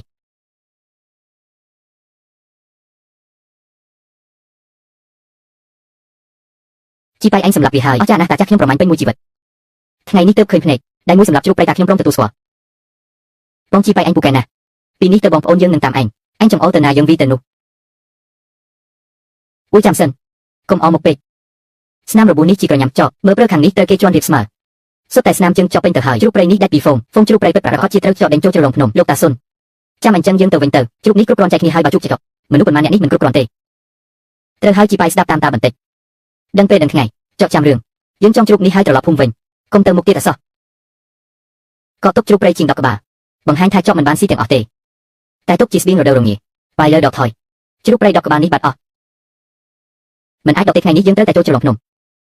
អញឈួតហើយក្នុងនោះមានជីកលោកតាស៊ុនដាច់ដុំអ្នកគិតមើលភូមិយើងខ្វះបាយប៉ុណ្ណាហើយចាវីដុំកំពុងចាំសាច់ជ្រូកព្រៃយើងខាងមុខមានជ្រូកព្រៃ10ក្បាលបើយើងធ្វើការនេះបានភូមិទាំងមូលមិនឃ្លានរដូវរងានេះទេអ្នកណាខ្លាចអាចយកជ្រូកព្រៃនេះត្រឡប់ទៅលើខ្ញុំយ៉ាងជីប៉ៃមិនខកទេអ្នកណាមិនខ្លាចស្លាប់ចង់រកលុយច្រើនដើរតាមខ្ញុំអួយព្រៃឲ្យជ្រូកព្រៃចាស់មែនសុទ្ធតែធំបងជីប៉ៃអ្នកពូកែដូចទេវតាអត់ល្អទេឆ្កែចប់ជីប៉ៃរត់ទៅឆាប់ខ្ញុំនៅខាងក្រោយការពារម៉ាក់ប៉ាមិនទាន់មកទេយ៉ាខ្លាចទេប៉ាអញសន្យាថានឹងមកវិញគាត់ប្រកាសជាមកម៉ាក់មើលទៅពួកគេមកវិញហើយអួយព្រៃឲ្យមើលទៅជ្រូកព្រៃច្រើនណាស់យីហឺជីប៉ៃអ្នកធ្វើអូនភ័យស្លាប់អូនគិតថាអ្នកមានរឿងអីស្រីឈួតយំអីខ្ញុំត្រឡប់មកវិញទាំងស្រុងរកខ្ញុំមើលខ្ញុំនាំសាច់ស្រស់មកឲ្យអូននឹងយ៉ាលោកតាស៊ុនបំសឹងនឹងយើងទៅជាមួយបងជីប៉ៃឥឡូវយើងបានជ្រូកព្រៃ2ក្បាលនោះជាលុយរាប់រយ័នទោះខ្ញុំចាស់ហើយខ្លាចពេកពេលក្រោយទៅភ្នំខ្ញុំអ៊ីនមិនហ៊ាននិយាយជាមួយជីប៉ៃទៀតហាបងជីប៉ៃអ្នកមិនធ្វើឲ្យខ្ញុំខកចិត្តទេជ្រូកព្រៃនេះគុណភាពល្អណាស់បងចៅជ្រូកព្រៃ10ក្បាលនេះគ្រប់គ្រាន់ទេគ្រប់គ្រាន់ហើយបងជីប៉ៃប្រាប់អ្នកពីការពិតខ្ញុំនឹងរកលុយបានច្រើនពីនេះទៅជំនួយខ្ញុំនឹងធ្វើពេញភាគខាងជើងបើអ្នកមានទំនិញគ្រប់គ្រាន់យើងធ្វើការជាមួយគ្នាយូរអង្វែងបញ្ញា1000យន់បុកថ្លៃទំនិញនេះវាមិនគ្រប់ទេដល់ដងក្រោយយើងសុំបន្ថែមអុយព្រៃឲ្យ1000យន់អាយុខ្ញុំប៉ុណ្ណេះមិនដែលឃើញលុយច្រើនលេទេយ៉ាងលីសានខ្លាចជាទេវតាលុយហើយមែនទេអញ្ចឹងទេយ៉ាងលីសានចេះបន្តបែបនេះពីអ្នកប្តីប្រពន្ធមិនបានរស់ដូចនៅស្ថានសុខទេ1000យន់នោះគឺ1000យន់ពេញហេតុអីមនុស្សរឹងរូសនេះរកលុយបានច្រើនម្ល៉េះលុយនេះគួរតែជារបស់គ្រួសារលីងយើងអុយលោកចៅអ្នករកស៊ីធំមែនតាមពិតខ្ញុំក៏ចេះបបបាញ់ដែរហើយស្គាល់អ្នកបបបាញ់ច្រើនចុះយើងសហការគ្នាបន្តិចទៅខ្ញុំធានារកជ្រូកព្រៃល្អជាងអ្នកអញចេះបបបាញ់ដែរអញធ្វើបានទេហាអូយហាលីងជៀនជុនអញទីងខ្ញុំមិនរួចនៅហ៊ានចរចាជាមួយចៅហ្វាយទៀតអាម៉ាស់ណាហាគឺអញ្ចឹងគ្មានជំនាញកុំប្រកាន់ការធំលោកចៅកុំប្រកាន់គាត់អីកុំប្រុសខ្ញុំប្រាស្រ័យមិនសូវមិញអស់កម្លាំង លោកមកពីឆ្ងាយលំបាកណាស់ចុះមកអង្គុយផ្ទះបន្តិចខ្ញុំនឹងសម្រាប់មន់មួយឲ្យលោកមិនបាច់ទេខ្ញុំនឹងជីបៃមានការងារសំខាន់សហការគ្នាសប្បាយបើយឺតផ្លូវឲ្យដោយសារព្រើយូស៊ីទុកលុយឲ្យបានល្អពីនេះទៅលុយក្នុងផ្ទះអូនជាអ្នកគ្រប់គ្រងជីបៃលុយច្រើនពេកហើយខ្ញុំខ្លាចគ្រប់គ្រងមិនបានល្អប្រពន្ធឆោតមានអីគ្រប់គ្រងមិនបានអូម្សិលមិញខ្ញុំទៅស្រុកក៏យករបស់មកឯងដែរបោយតុកតាអរគុណប៉ាឯងយកមួយនេះទិញសម្លៀកបំពាក់ថ្មីឲ្យខ្លួនឯងនិងយ៉ាយ៉ាចាំយើងសន្សំលុយបានបន្ថែមនឹងទៅទិញផ្ទះធំមួយនៅក្រុងមានដីធ្លីយើងបីអ្នកគ្រួសារយើងនឹងចេញពីភូមិខៅសានធូនទៅរស់នៅក្រុងមានជីវិតល្អប្រឡែងត្រូវរងគេចិត្តខាងជីជន់ទៀតហើយខ្ញុំស្ដាប់បង្គាប់អ្នកទាំងអស់ខ្ចីខ្ញុំ100យ៉នលើកនេះច្បាស់ជាឈ្នះហើយឈ្នះអីលេជាជនអញជំពាក់ខ្ញុំ500យ៉នតាំងពីឆ្នាំមុនបើគ្មានលុយទេខ្ញុំកាត់ដៃឯងបងអើដានសុំពន្យាពេលប៉ុន្មានថ្ងៃបងខ្លាចខ្ញុំអត់ទេជីបៃក្នុងភូមិយើងរកបាន1000យ៉នខ្ញុំទៅទីគាត់ឥឡូវមិនខ្វល់ថាគាត់ខ្មៅថ្ងៃស្អែកថ្ងៃត្រង់ខ្ញុំមិនទាន់ឃើញលុយទេអញរងចាំស្លាប់ទៅចេញទៅបងមកសង្គ្រោះខ្ញុំផងទៅលេងស៊ីហ៊ានកាត់ដៃខ្ញុំមិនអញជាមនុស្សឥតប្រយោជន៍គ្មានសមត្ថភាពរកលុយចេះតែលេងល្បែងខ្ញុំគ្មានលុយឲ្យឯងសុំបំណុលអូនឲ្យកូនសំណាងឲ្យអញនេះចង់សម្លាប់ម៉ាក់ហើយធ្វើម៉េចទៅនឹងម៉ាក់យ៉ាងជីបៃទៅរកបាន1000យ៉នយើងទៅខ្ចីគាត់ឥឡូវគាត់មើលមិនឃើញខ្ញុំសោះធ្វើម៉េចខ្ចីគាត់បានខ្ចីអីយ៉ាងជីបៃរបស់ពីមុនមិនមែនជារបស់អ្នកចិត្តខាងយើងទេយើងយកតែលុយដែលជារបស់យើងវិញហឹមម៉ាក់អញថាលួចស្អែកយ៉ាងជីបៃនឹងវ៉ាន់ធីជួទៅរកស៊ីលើភ្នំនៅផ្ទះនៅសល់តែសេនយូស៊ីដែលតូនដូចផ្លែខ្នុរនឹងកូនឥតប្រយោជន៍ស្អែកខ្ញុំរកលេបញ្ឆោតយ៉ាយ៉ាទៅចាំសេនយូស៊ីចេញទៅរកឯងឆ្លៀតចូលទៅយកលុយចេញមក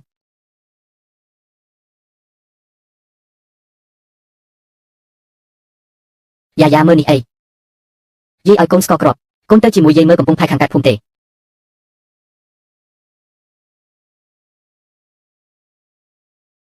យ៉ាយ៉ា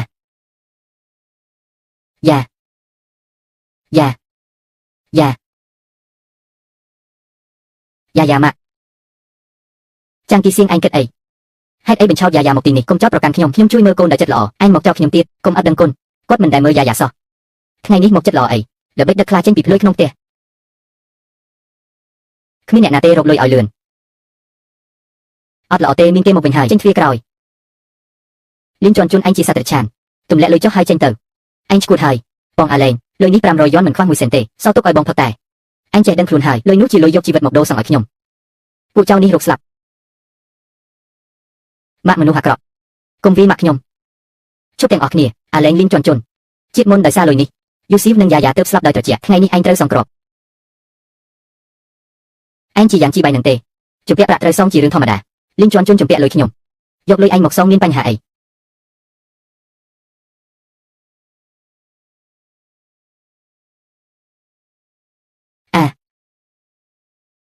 ហ៊ានប៉ះប្រពន្ធកូនយ៉ាងជីបៃឯងមានក្បាលប៉ុន្មាននងគ្នាចេញពីទៅបើហ៊ានឈានជើងចូលកៅសានទុនវិញខ្ញុំនឹងបាក់ជើងឯងបាត់បងអត់ទោសខ្ញុំមិនហ៊ានទៀតទេ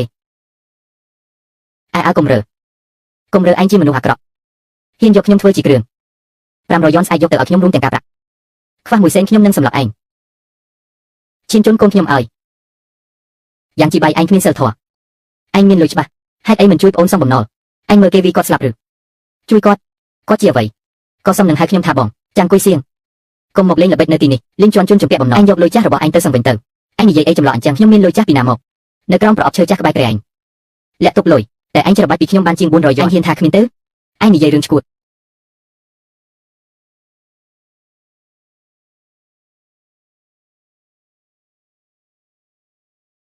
អុយព្រះឲ្យខ្ញុំមិនរស់ទេយ៉ាងស៊ឺហ្វានអញជាមនុស្សហិតកញ្ញោ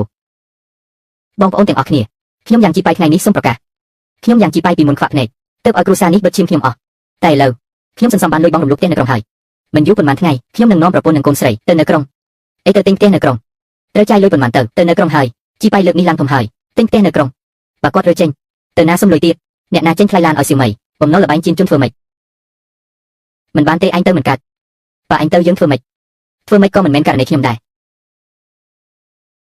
បងយ៉ាងមើលផ្ទះនេះបន្ទប់ធំ3មានទីធ្លាធំខាងក្រោយមានចំការតូចនៅជិតសាលាធំក្រុងកូនស្រីបងទៅរៀនស្រួលបើមិនមែនខ្ញុំទៅនៅជាមួយកូនពីខាងត្បូងទេផ្ទះនេះខ្ញុំមិនហ៊ានលក់ទេទីជួអញថាម៉េចអស់ចាផ្ទះនេះធំណាស់ជាងផ្ទះមេភូមិទៅទៀតជីបៃបើអញទិញមែនឯងនឹងក្លាយជាមនុស្សនៅភូមិខៅសានធនដែលមានផ្ទះក្រុងយកព្រមវាងតុងខ្ញុំយកផ្ទះនេះមានផ្ទះនេះយូស៊ីមនឹងយ៉ាយ៉ាមិនបាច់នៅផ្ទះចាស់ត្រជាក់ទៀតទេហេតុអីយ៉ាងជីបៃគ្រាន់តែអ្នកប្រមាញ់ក៏ហេតុអីបានទៅទិញផ្ទះឥតនៅក្រុងពីមុនគាត់ធ្វើតាមខ្ញុំគ្រប់យ៉ាងស្រាប់តែខ្លាចជាមនុស្សមានសមត្ថភាពម្លេះអ្នកស្រុកក្រុងនោះជាមនុស្សកំណាញ់ ថ្លៃបណ្ណាការក៏មិនព្រមឲ្យច្រើនដឹងថាយ៉ាងជីប៉ៃរកលុយបានច្រើនម្លេះខ្ញុំមិនទៅបំពេអ្នកស្រុកក្រុងនោះទេអត់ទេខ្ញុំមិនឲ្យគាត់ស្រួលបែបនេះទេបងស្រីជួយខ្ញុំផងសៀវម៉ៃអញចង់ធ្វើអីខ្ញុំបានអួតអ្នកស្រុកក្រុងនោះថាខ្ញុំមានផ្ទះមួយក្នុងក្រុងជាថ្លៃបណ្ណាការគាត់ព្រមរៀបការជាមួយខ្ញុំឲ្យគាត់មកមើលផ្ទះហើយបងស្រីទៅសុំសោកផ្ទះថ្មីរបស់យ៉ាងជីសិនយន្តស៊ីវដែលទុំខ្សោយនោះប្រាប់ថាចង់ខ្ចីនៅមួយថ្ងៃណាខ្ញុំរៀបការចូលក្រុងបានខ្ញុំមិនភ្លេចគុណបងទេទុកឲ្យបងដោះស្រាយសិនយន្តស៊ីវដែលរងនោះងាយបញ្ឆោតណាស់អូយយូស៊ីវអើយកំពុងបោកខោឲ្យនឹងហាត្រជាក់បែបនេះពិបាកហត់ណាស់យូស៊ីវថ្ងៃនេះបងមកសុំជំនួយពីអញរឿងមិនទាន់បងមានសាច់ញាតិឆ្ងាយម្នាក់មកព្យាបាលជំងឺក្នុងក្រុងមានកន្លែងស្នាក់ឬថាជីប៉ៃទិញផ្ទះថ្មីមិនទាន់រើចូលខ្ចីសោមួយថ្ងៃបានទេគ្រាន់តែមួយយប់មិនធ្វើឲ្យខកផ្ទះថ្មីអញទេអត់ទេផ្ទះនោះជីប៉ៃទិញខ្ញុំសម្រេចចិត្តអូយូស៊ីវជួយមនុស្សម្នាក់បានបុណ្យច្រើនណាស់សាច់ញាតិនោះជឿធ្ងន់ណាស់បើគ្មានកន្លែងស្នាក់ស្លាប់ត្រជាក់ក្នុងក្រុងទេនឹងអញចិត្តល្អជាងគេខ្ចីបងតែមួយថ្ងៃបានតែមួយថ្ងៃទេស្អែកត្រូវយកសល់មកឲ្យអរគុណយូស៊ីវអញពិតជាព្រះពោធិសត្វមែនគ្រាន់តែខ្ចីសោមួយថ្ងៃមិនគួរមានបញ្ហាអីទេយូស៊ីវថ្ងៃនេះសំណាងល្អណាស់បាញ់បានមន់ព្រៃថតប៉ុន្មានស្អែកយកទៅលក់ក្នុងក្រុងប្រមូលលុយបងថ្លៃផ្ទះថ្មីបានហើយជីប៉ៃមានរឿងអីថ្ងៃនេះលីនដាមីមករកខ្ញុំថាគាត់មានសាច់ញាតិឆ្ងាយម្នាក់ទៅពេទ្យនៅស្រុកគ្មានកន្លែងស្នាក់នៅខ្ញុំក៏ឲ្យគាត់ខ្ចីសោផ្ទះថ្មីខ្ចីតែមួយថ្ងៃទេខ្ចីសោមីសៀវមីមិនទាន់រៀបការទេឮថាគាត់រកបានប្រុសរៀននៅទីក្រុងចិត្តរៀបការហើយសង់ផ្ទះទៅពេទ្យអីល្អមែនយកផ្ទះថ្មីខ្ញុំទៅធ្វើជាថ្លៃបណ្ណាការឲ្យគាត់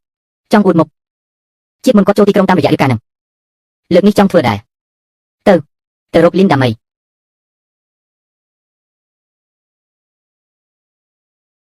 ដាមីចេញមកអូជីប៉ៃកុំញ៉ៃញ៉ៃឲ្យសោអីខ្ញុំមិនដឹងថាអ្នកនេះដាមីម៉ោងនេះឯងយកសោពីខ្ញុំភ្លេចមិនទទួលស្គាល់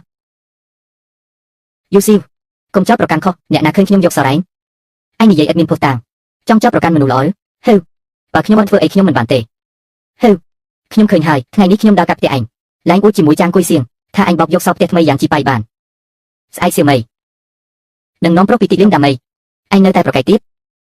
មិនឲ្យសោមែនទេអញ្ចឹងខ្ញុំទៅបាត់សៀវមីឲ្យខ្ញុំខ្ចីសោវានៅជាមួយគាត់ស្អែកគាត់នឹងនាំគូដណ្ដឹងទៅមើលឥឡូវទៅទៀមទាគាត់មិនឲ្យទេស្អែកទៅមើលផ្ទះអញ្ចឹងឲ្យគាត់មើលឲ្យឆ្អែកចិត្តទៅជាងគួយមើលនេះហើយផ្ទះខ្ញុំនៅស្រុកបន្ទប់ធំ3មានទីធ្លាធំផងផ្ទះធំ3ខ្នងតែមានទីធ្លាធំមួយពេលយើងរៀបការហើយចុងសប្តាហ៍យើងអាចមកលេងទីនេះខ្ញុំមិននឹកស្មានថាគ្រួសារឯងមានផ្ទះក្នុងហើយស្អាតរំលេះផ្ទះនេះថ្លៃណាស់មែនទេលីនសៀវមីយកផ្ទះខ្ញុំមកអួតអញសួរខ្ញុំហើយយ៉ាងជីប៉ៃហេតុអីឯងនៅទីនេះសៀវមីអ្នកនេះជាអ្នកណាហេតុអីគាត់ចាប់ដៃឯងខ្ញុំជាម្ចាស់ផ្ទះនេះខ្ញុំយ៉ាងជីជន់ទិញដោយលុយពិត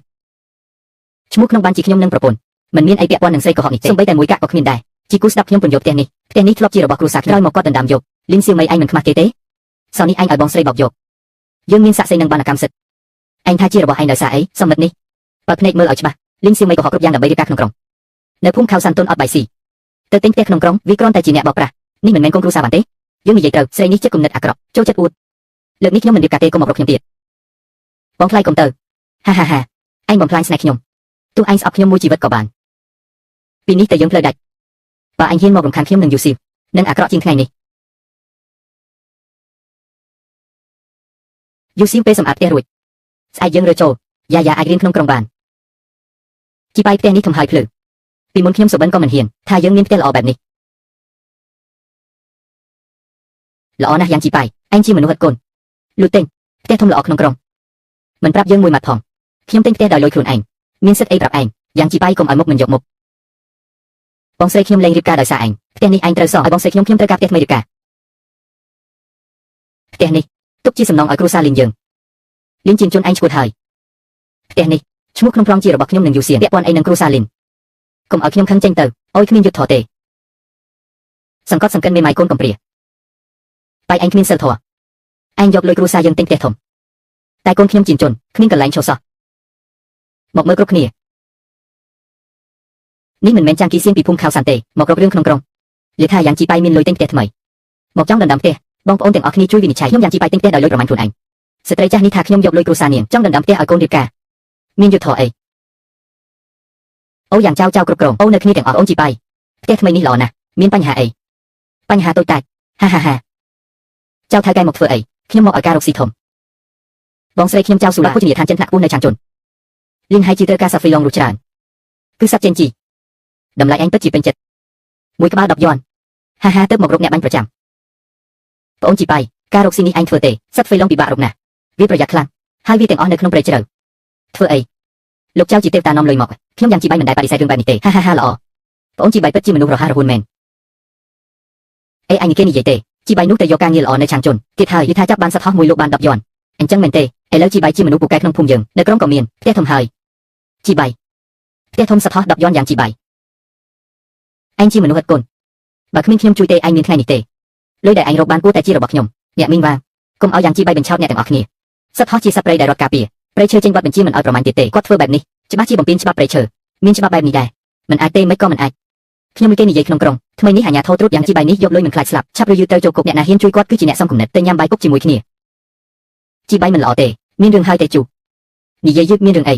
ខ្ញុំទៅភូមិរកអ្នកប្រមាញ់ក្មេងគិតថាហើយគេចូលព្រៃចាប់សត្វហោះស្រាប់តែអញទីមើលគេទាំងអស់គ្នាមិនព្រមទេម្សិលមិញគេនិយាយល្អហើយអត់តើអ្នកណាទៀតគឺលីនសៀវមីស្រីនោះហើយនាងត្រឡប់ពីក្រុងមកនិយាយពីពេញភូមិថាអញប្រមាញ់ខុសច្បាប់ត្រូវចូលគុកអ្នកណាជួយអញក៏អាក្រក់ដែរឥឡូវអ្នកប្រមាញ់ក្នុងភូមិភ័យអស់ហើយសូម្បីតែសុនឡាវប៉ាក៏មិនហ៊ានទៅតែធ្វើម៉េចឬក៏យើងមិនទៅរកលុយតិចក៏មិនអីបើមានរឿងធំកើតឡើងវាចាប់សពគ្រប់ហើយយូស៊ីឲ្យកុំបារម្ភអីខ្ញុំបានសួរច្បាប់ព្រៃហើយគេហាមតែកាប់ឈើច្រើនធម្មតាលីនសៀងបាញ់សត្វគ្មានអ្នកណាថាទេលីនសៀវមីនិយាយបំភ្លើសុទ្ធលីនសៀវមីអូនរករឿងគេមុនកុំបន្ទោបងថាមិនຕົកមុខតែជើមិនទៅក៏មិនអីដែរគ្មានគាត់យើងនៅតែធ្វើការបានតែពីរអ្នកយើងក៏អាចធ្វើជំនួយនេះដែរហាកុំអួតអីប្រាប់លើខ្ញុំទៅចង់រកហ្វុងហ្វេឡុងសុភមង្គលនឹងគ្រោះថ្នាក់នៅឯនេះជីនសាំងនឹងជួបហ្វុងហ្វេឡុងតូចសុភមង្គលនឹងគ្រោះថ្នាក់នៅជាមួយគ្នាជួបហ្វេឡុងជាការល្អណាស់ហេតុអីក៏មានគ្រោះថ្នាក់ដែរពិបាកមិនមែនមានសត្វសាហាវនៅក្នុងភ្នំទេជីបៃត្រៀមរួចរាល់ហើយឬនៅយើងចេញដំណើរម៉ោងណាទេចៅថ្ងៃនេះចូលព្រៃប្រហែលមិនស្រួលទេអញនៅផ្ទះវិញខ្ញុំទៅតែម្នាក់ឯងជីបៃនិយាយអីហ្នឹងទោះមុខជាភ្នំភ្លើងក៏ដោយខ្ញុំនឹងទៅជាមួយឯងអូយ៉ាងសាន់ទី3អញពីរអ្នកចូលព្រៃមែនទេបើគ្មានខ្ញុំទេអញរកហ្វេឡុងមិនឃើញទេ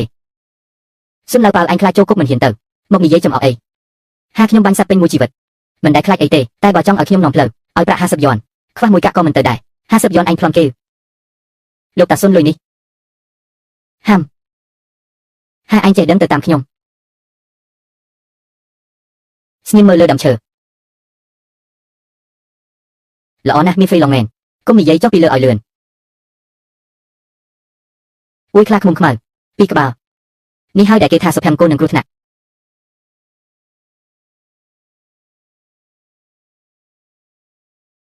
អួយជួយផងហេ400យន់ខ្ញុំនឹងតាក់ទាញវាទេជោកុំឲ្យគាត់ស្លាប់ទៀតបងលើណា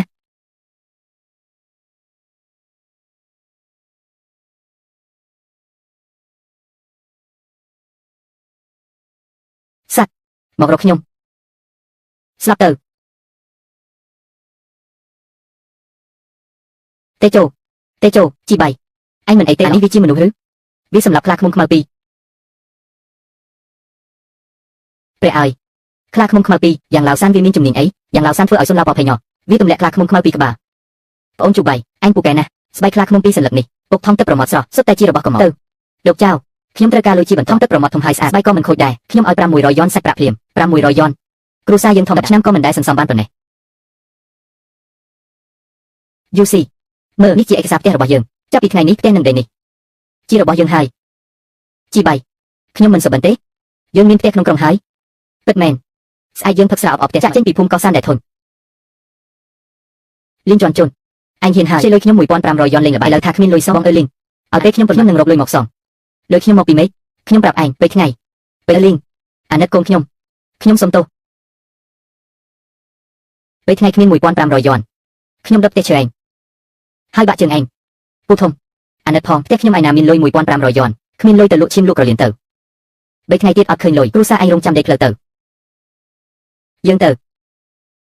ហាអញជួយសង្គ្រោះជាងជីនផងបើឯងមិនជួយទេគាត់ត្រូវអេលឹងវីស្លាប់មិនខានជួយគាត់ជំពាក់គេប៉ុន្មាន1500យន់លីងជាងជីនអញគិតថាខ្ញុំជាធនាគារឬបងជីប៉ៃខ្ញុំដឹងថាម្សិលមិញអញលក់ខ្លាឃ្មុំបាន500យន់ផ្ទះដំបូលអញក្នុងក្រុងក៏ថ្លៃដែរខ្ចីខ្ញុំសងបំណុលសិនពីនេះទៅខ្ញុំសុខចិត្តធ្វើកោធ្វើក្របីជូនឯងសងគុណឯងវិញធ្វើកោធ្វើក្របីលីងជាងហួរអញចូលស៊ីហើយចូលចិត្តលេងល្បែងពេញខ្លួនឯងគ្មានរូបរាងល្អសោះពីមុនឯងយកលុយខ្ញុំច្រើនណាស់យកទៅលេងល្បែងខ្ជិះខ្ជីទាំងអស់ពេលណាទៅគិតសងខ្ញុំវិញតែឥឡូវដីនេះមិនល្អទេសុទ្ធតែធ្វើខ្លួនឯងបងជីប៉ៃខ្ញុំក៏ហើយខ្ញុំដឹងថាខុសខ្ញុំនៅក្មេងគាត់មិនចង់ឲ្យគេមករករឿងទេគ្រាន់តែឯងជួយខ្ញុំម្ដងពីនេះទៅខ្ញុំស្ដាប់បង្គាប់ឯងគូស្អប់មែនតែមិនដល់ស្លាប់ទេខ្ញុំអាចជួយសង1500យន់នេះឲ្យឯងអស់ចាស់ណាស់មនុស្សល្អខ្ញុំដឹងថាឯងនៅចាំយើងអ្នកចិត្តខាងចាស់កុំសប្បាយពេកលុយនេះខ្ញុំមិនឲ្យឯងឥតប្រយោជន៍ទេលីងជីនសរសេរបានបំណុល1500យន់ខ្ញុំហើយបោះស្នាមមេដៃក្រហមចាប់ពីថ្ងៃស្អែកអញតាមខ្ញុំទៅធ្វើការនៅព្រៃឲ្យបាយឲ្យនៅរហូតដល់សងលុយអស់បើឯងហ៊ានរត់ខ្ញុំយកបានបំណុលទៅឲ្យឯឡើងអញឲ្យជីនសរសេរបានបំណុល ហើយឲ្យគាត់ទៅធ្វើការនៅភ្នំអញចិត្តខ្មៅណាស់នៅលើភ្នំវាគ្រោះថ្នាក់ណាស់អញចង់ឲ្យគាត់ទៅស្លាប់ឬបងចាញ់ខ្ញុំធ្វើការធ្ងន់មិនកើតទេផ្ទះអញនៅក្រុងធំប៉ុន្មានលោកវាចោលសុំបំណុលឲ្យខ្ញុំមិនស្រួលទេអញចេះបាញ់សត្វទម្លេះទិញថ្មីមួយទៀតក្រោយក៏បានលោកផ្ទះខ្ញុំសុំបំណុលឲ្យបាញ់ឲ្យឯងលៀនជន់ជន់អញឈួតហើយមែនលុយខ្ញុំបានមកពីយកជីវិតប្រថុយហេតុអីឲ្យឯងខាត់វាចោលយ៉ាងជីប៉ៃកូនឥតគុណគ្រូសាយើងល្អជាមួយអញប៉ុណ្ណាសៀវមីមិនមើងងាយអញថាក៏ឥឡូវអញមានលុយហើយឃើញគេដេញបំណុលបងឯងអញមើលមិនជួយជឿអត់ថាខ្ញុំទៅប្តឹងអញរកស៊ីខុសច្បាប់ឲ្យអញរកស៊ីមិនកើតអញទៅប្តឹងទៅមើលថាប៉ូលីសចាប់យ៉ាងជីប៉ៃឬចាប់លៀនជន់ជន់អ្នកលេងល្បែងអញថាល្អជាមួយជីប៉ៃចាំគិតលេខគ្នាទៅឆ្នាំ1981លីនសៀវមីចង់ទិញកង់ជីប៉ៃឲ្យអញ200យ៉នឆ្នាំ1982លីនជន់ជន់ជីប៉ៃសង្កេ150យ៉នប៉ុន្មានឆ្នាំនេះអញយកស្រូវពីផ្ទះខ្ញុំពុកសរុបយ៉ាងតិច500យ៉នអញគ្មានសិទ្ធិសម្ញ្ញៈទេគិតទៅគ្រូសាអញមិនដែលល្អជាមួយជីប៉ៃទេផ្ទុយទៅវិញអញជំពាក់គាត់200យ៉នអញមកអីមកទាលោកផ្ទះយើងអញនិយាយរញ៉ៃនោះយ៉ាងជីប៉ៃស្ម័គ្រចិត្តនោះជាការសងគុណយើងគាត់ស្ម័គ្រចិត្តអស់សិលធម៌ហើយសង្កត់សង្កិនមនុស្សស្មោះត្រង់យ៉ាងជីប៉ៃឲ្យប្រពន្ធជីជន់ម្ដាយក្មេកហាខ្ញុំមិនรู้ទេហាអញយំទៅមាត់ភូមិកុំប្រឡាក់ទីធ្លាផ្ទះយើងជីប៉ៃយើងទៅមិនបាច់ខកគេទ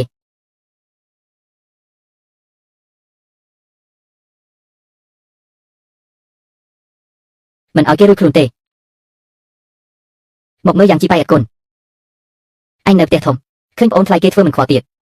នេះចង់សម្រាប់គ្រូសាយើងទាំងមូលហើយចិត្តប៉ៃឥឡូវមានលុយហើយមិនដឹងចេះអាណិតអ្នកដទៃទេយ៉ាងហោចណាស់ធ្លាប់ជាគ្រូសាតែមួយជប់និយាយទៅគាត់ធ្លាប់ធ្វើយ៉ាងណាចំពោះចិត្តអូនក៏មិនមែនចិត្តទុនពេកខ្ញុំយកអំបោះដេញគេចេញយូរហើយបងប្អូនអ្នកភូមិអ្នកទាំងអស់គ្នាត្រូវយ៉ាងចិត្តប៉ៃបោកគាត់មិនមែនរកលុយពីការបរបាញ់ទេខ្ញុំឃើញគាត់សម្រាប់សត្វព្រៃយ៉ាងច្រើនបំផ្លាញព្រៃឈើគាត់គឺជាចោរលីសៀវមីអូននិយាយខុសហើយលុយចិត្តប៉ៃរកបានសុទ្ធតែស្អាតគាត់ប្រថុយជីវិតប្រយុទ្ធជាមួយហាយ៉ាដើម្បីបានមកកុំមកចោទប្រកាន់គេដោយគ្មានភស្តុតាងបางทีចូលអ្នកនៅខាងគាត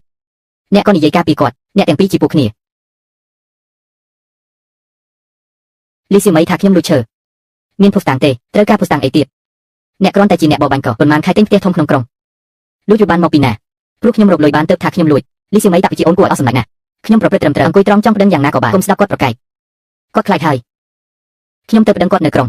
ឲ្យគាត់ទៅញ៉ាំបាយគុកសុំផ្លូវសមិទ្ធយ៉ាងចិត្តប៉ៃនៅផ្ទះទេខ្ញុំនៅនេះសមិទ្ធប៉ូលីសលោកមកតនពេលណាខ្ញុំចង់ប្តឹងយ៉ាងចិត្តប៉ៃគាត់លួចឈើមួយដុំហើយបោបាញ់ដោយគ្មានអាជ្ញាសុំលោកចាប់គាត់ភ្លាមបាទចាប់គាត់ទៅគាត់ជាចោរបំផ្លាញព្រៃ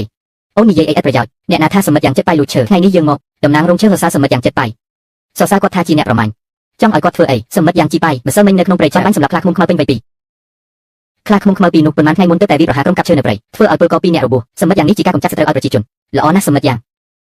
នេះជាប្រាក់រង្វាន់ដែលព្រៃបានដាក់ពាក្យសុំឲ្យអ្នកសរុប100យ៉នលើសពីនេះព្រៃក៏សម្រេចចិត្តប្រគល់ងារជាអ្នកថែរក្សាព្រៃកិត្តិយសឲ្យអ្នកអរគុណថ្នាក់ដឹកនាំនេះជាការប្រកេករបស់ខ្ញុំល្អណាស់ជប៉ុនភ្លេចយូរហើយអញបាញ់សម្រាប់ខ្លាឃ្មុំខ្មៅដែលបង្កគ្រោះថ្នាក់អ្នកភូមិនេះអាក្រក់ណាស់ថែមទាំងបង្វែររឿងទៀតគាត់ច្បាស់ជាវីរៈបុរសគេថែមទាំងថាគាត់ជាចោរម៉ាក់ធ្វើម៉េចយ៉ាងជីប៉ៃជាមនុស្សឥតគុណមិនព្រមខ្ចីលុយស្អែកលេងប្រកាសជាមកដល់ផ្ទះនេះជាលុយចាស់ដែលម៉ាក់សន្សំពាក់អណ្ដាលជីវិតដើមឡើយម៉ាក់ទុកឯងរៀបការម៉ាក់លាក់លុយច្រើនម្លេះវានៅតិចពេកខ្វះ1000ទៀតគ្មានវិធីផ្សេងទេត្រូវតែដាក់ផ្ទះចាស់នេះឲ្យលេងដាក់ផ្ទះហើយយើងណែណាមាត់ភូមិមានផ្ទះថែរក្សាព្រៃចាស់មួយទូខូចបន្តិចប៉ុន្តែអាចជ្រកភ្លៀងខ្យល់បានប្រសើរជាងត្រូវលេងបាក់ជើងវល់ផ្ទះថ្មីធំណាស់យ៉ាអាចលេងព្រើនៅទីធ្លាបានបងទាជូថ្ងៃនេះអរគុណអ្នកណាលាងដៃឲ្យមកញ៉ាំបាយបងថ្លៃកុំរាក់ទាក់ពេកជីប៉ៃមានជីវិតល្អខ្ញុំរីករាយពីក្នុងចិត្តទាជូខ្ញុំសូមជូនបងមួយកែវនេះទៅបងប្អូនយើងខំធ្វើនេះថាឲ្យបងរៀបការឆាប់នៅផ្ទះដំបូលធំសូមឲ្យពីអញខ្លាចជាការពិតអង្គុយចុះឆាប់ស៊ីនំប៉ាវទៅត្រជាក់ហើយមិនឆ្ងាញ់ទេព្រឹកធ្លាក់បិទភ្លើភ្នំអស់ស្រូវដឹកមិនចូលទេតម្លៃស្រូវឡើងដល់លើមេឃហើយធ្វើមិនទៅនៅផ្ទះជីប៉ៃម្សៅនំប៉ាវនិងដំឡូងគ្រាន់តែគ្រប់កន្លះខែទេឮថាភូមិខាងភ្នំអាក្រក់ជាងទៀតសំបីតែសម្បកឈើក៏គេបោះអស់ឈើព្រឹកនេះមកភ្លាមពេកបារកឯញ៉ាំមិនបានទៀតមនុស្សច្រើននឹងស្លាប់ដោយអត់ឃ្លានលុយឲ្យលុយក្នុងវេលាជួបវិបត្តិជីវិតនេះសូមបង្ហាញផ្លូវរស់ដល់ពួកយើងផងគ្រូព្រឹងនឹងបន្ត3ខែក្រោមទឹកកកទន្លេហូម៉ាមានត្រីទឹកត្រជាក់ច្រើនអាចដោះស្រាយបញ្ហាស្បៀងបាននឹងហើយព្រឹកធ្លាក់បិទភ្នំបាញ់សត្វមិនបានតែក្រោមទឹកកកមានត្រីរាប់មិនអស់ជាតិមុនគ្រូព្រឹងនេះសម្រាប់មនុស្សច្រើនតែជូក៏ស្លាប់ពេលនោះដែរដោយលីស៊ូលៀនដណ្ដើមយកស្បៀងហើយអត់ឃ្លានស្លាប់ជាតិនេះខ្ញុំមិនត្រឹមតែជួយទេជូទេតែនឹងនាំអ្នកភូមិភ្នំទាំងអស់រស់នៅជាមួយគ្នាអូជីប៉ៃសំណាងហើយដែលយើងធ្វើមុនតម្លៃស្រូវប្រែប្រួលរាល់ថ្ងៃឥឡូវមានលុយក៏ទិញមិនបានដែរថាមែនទេព្យុះព្រឹងនេះមើលទៅមិនឈប់ឆាប់ទេយើងប្រញាប់ដឹកស្រូវទៅភូមិភ្នំវិញអ្នកភូមិប្រហែលជាអស់ស្បៀងហើយ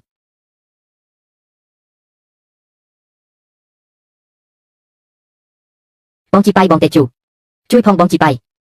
ខ្ញុំចិត្តស្លាប់ដោយអត់ឃ្លានហើយសូមមេត្តាឲ្យឯងញ៉ាំបន្តិចផងលីងជន់ជន់ឯងមិននៅធ្វើការក្នុងក្រុងទេមិនក៏មកដល់នឹងអូបងជីប៉ៃខ្ញុំខុសហើយខ្ញុំមិនមែនមនុស្សទេខ្ញុំអត់សំណាងចៅវាយអស់សិលធម៌មិនឲ្យប្រាក់ខែមិនឲ្យខ្ញុំសំបីតែមួយកាក់ខ្ញុំមិនបានញ៉ាំបាយ3ថ្ងៃហើយសូមអាណិតខ្ញុំផងខ្ញុំដឹងថាខ្ញុំពីមុនមិនល្អខ្ញុំសុំទោសឲ្យយូស៊ីដាក់អូនឯងណាខ្ញុំស្ពឹសបើឯងឲ្យឯងញ៉ាំបន្តិចខ្ញុំសន្យាថានឹងធ្វើជាអ្នកបម្រើអ្នកពីពេលនេះទៅបងយ៉ាងឲ្យគាត់ញ៉ាំបន្តិចទៅខ្ញុំឈ្មោះលីងចាន់ជុនធ្វើការឲ្យគេអើឯងមានក្លិនស្លឹកឈើអីហ្នឹងដូចក្លិនបារេរ៉ូមៀបារេប្រភេទនេះមានតែអ្នកលេងល្បែងក្រំដេកក្នុងក្រុងទេដែលជប់បានអត់ទេអត់មានទេបងស្អាតអញធំក្លិនខុសហើយដៃអញស្អាតម្លេះគ្មានដុំពុកអ្វីសោះមើលទៅមិនដូចអ្នកធ្លាប់ធ្វើការអញទៅតែចាញ់លុយអស់ពីល្បែងហើយត្រូវគេដេញចេញមកមែនជួយយើងទៅមនុស្សមានល្បែងឯស្លាប់ដោយអត់ឃ្លានក៏សំដែរអាយ៉ាងជីប៉ៃអញចាំមើលអញរងចាំខ្ញុំទៅជីប៉ៃនៅក្រុងនៅមានបាយលក់ទេផ្ទះខ្ញុំអស់បាយអស់ប៉ុន្មានថ្ងៃហើយបាត់បើព្រឹកធ្លាក់បន្តទៀតអ្នកភូមិទាំងអស់នឹងស្លាប់អត់ឃ្លានកុំបារម្ភអីខ្ញុំយ៉ាងជីប៉ៃបានត្រឡប់មកវិញហើយនឹងមិនទុកឲ្យអ្នករាល់គ្នាអត់ឃ្លានទេបងជីប៉ៃរកអញឃើញហើយលោកចៅព្រឺធំម្លេះមកធ្វើអីបងអញតម្លៃសាច់ក្នុងក្រុងឡើងដល់5ដងហើយអ្នកមានកាន់លុយក៏ទិញសាច់មិនបានអញប្រមូលមនុស្សចូលព្រៃឲ្យលឿនសិតតែបានខ្ញុំយកទាំងអស់ថ្លៃអញដាក់មកលោកចៅរកលុយសំខាន់មែនប៉ុន្តែពេលនេះជីវិតអ្នកភូមិសំខាន់ជាងបើខ្ញុំបានសត្វត្រូវធានាបាយអ្នកភូមិសិនសោះពីនោះទៅលក់ឲ្យអញល្អបងជីប៉ៃមានគុណធម៌ខ្ញុំចៅវៃតងសុខចិត្តរាប់អានអញជាមិត្តបងប្អូនឲ្យព្រឺធ្លាក់បិទភ្នំអង្គុយចាំស្លាប់តែមួយផ្លូវថ្ងៃនេះខ្ញុំយ៉ាងជីប៉ៃរកអ្នកចូលក្រុមប្រមាញ់ទៅប្រមាញ់ក្នុងព្រៃជាមួយខ្ញុំទៅបំបែកទឹកកកចាប់ត្រីនៅទន្លេហូម៉ាអ្នកណាចង់ទៅជាមួយខ្ញុំចិញ្ចឹមបាយហើយចែកសាច់ស្មើគ្នាខ្ញុំទៅរកខ្ញុំមួយខ្ញុំចុះឈ្មោះជីប៉ៃខ្ញុំទៅជាមួយឯងរកខ្ញុំផងទោះទៅឲ្យឆ្កែចោលស៊ីក៏ដោយប្រសើរជាងអត់ឃ្លានស្លាប់នៅផ្ទះចាំចុះឈ្មោះគ្រប់គ្នាយើងនឹងញ៉ាំបាយឆ្អែតសិនចេញដំណើរភ្លាម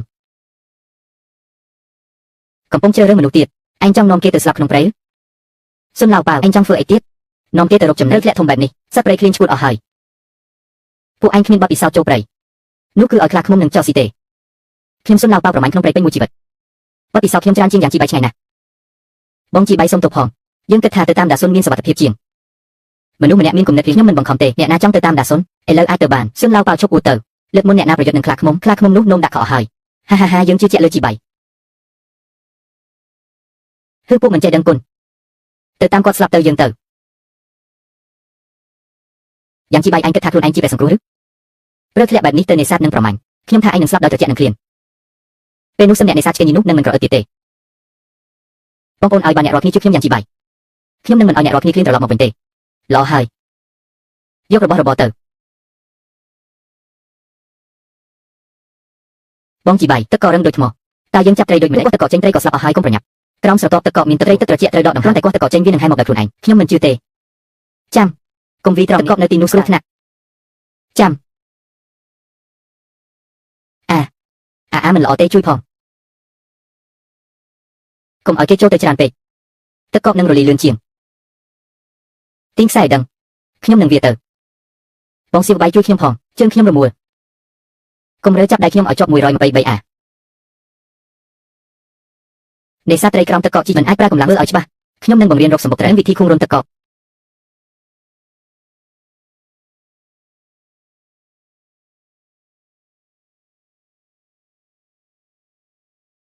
ល្អជីប៉ៃថ្ងៃនេះអរគុណអ្នកណាភូមិយើងទាំងមូលបានសង្គ្រោះត្រីទឹកត្រជាក់នេះស្ងោរស៊ុបពូកែណាស់យប់នេះប្រពន្ធកូនបានហូបបាយឆ្អែតអូននេះមិនមែនលោកតាស៊ុនដែលមានបទពិសោធន៍ទេមកវិញទេហាមិនមែនសត្វព្រៃស្គាល់អ្នកទេរត់គេចមុនមានអីអស្ចារ្យគ្រាន់តែចាប់ត្រីខ្លះទេរដូវត្រជាក់ត្រីមានរសជាតិអីត្រូវហូបសាច់អ្នកទាំងពីរយប់នេះទៅជាមួយខ្ញុំដឹងកន្លែងមានសត្វក្តាមធំបើយប់នេះមិនចាប់បានទេខ្ញុំសុនឡាវប៉ៅសរសេរឈ្មោះបញ្ច្រាស់ចូលព្រៃពេលយប់គ្រោះថ្នាក់ដើម្បីសេះបន្តិចបងជីវិតមិនដឹងហើយយ៉ាងជីប៉ៃកុំធ្វើជាមនុស្សល្អអ្នកខ្លាចខ្ញុំចាប់សត្វក្តាមធំដណ្ដើមទឹកនាមខ្ញុំប្រាប់អ្នកខ្ញុំហូបអំបិលច្រើនជាងអ្នកហូបបាយមិនមែនអ្នកមកបង្រៀនខ្ញុំទេទៅចុះទៅល្អជាងត្រូវចោលស៊ីសតែឆ្អឹងថ្ងៃស្អែកមើលយ៉ាងជីប៉ៃឆ្លើយអ្វីនឹងភូមិជួយផងមានមនុស្សស្លាប់មានគ្រោះថ្នាក់ធំមានរឿងអីសុនឡាវប៉ៅណៃណាលោកតាសុនគាត់ស្លាប់ហើយយប់មិញលោកតាដេញតាមសក្តានធំចាប់ផ្លូវក្នុងឈូព្រឺគាត់មិនស្ដាប់ពាក្យយើងទេដើរខុសជើងធ្លាក់ចូលរណ្ដៅព្រឺជ្រៅជាច្រើនម៉េចពេលយើងទាញគាត់ឡើងមកគាត់ក៏រឹងអស់ហើយស្ដាប់គ្រប់គ្នាស្លាប់មនុស្សហើយខ្ញុំថាយ៉ាងជីបៃគ្មានចិត្តល្អទេបើមិនមែនគាត់ប្រមាថសុនឡាវប៉ៅកម្មសើមែនទេសុនឡាវប៉ៅអាចចូលភ្នំពេលយប់បាន សុនឡៅប៉ត្រូវយ៉ាងជីបៃជីឃាតកយ៉ាងជីបៃលើកនេះមើលថាឯងនៅក្នុងភូមិយ៉ាងម៉េច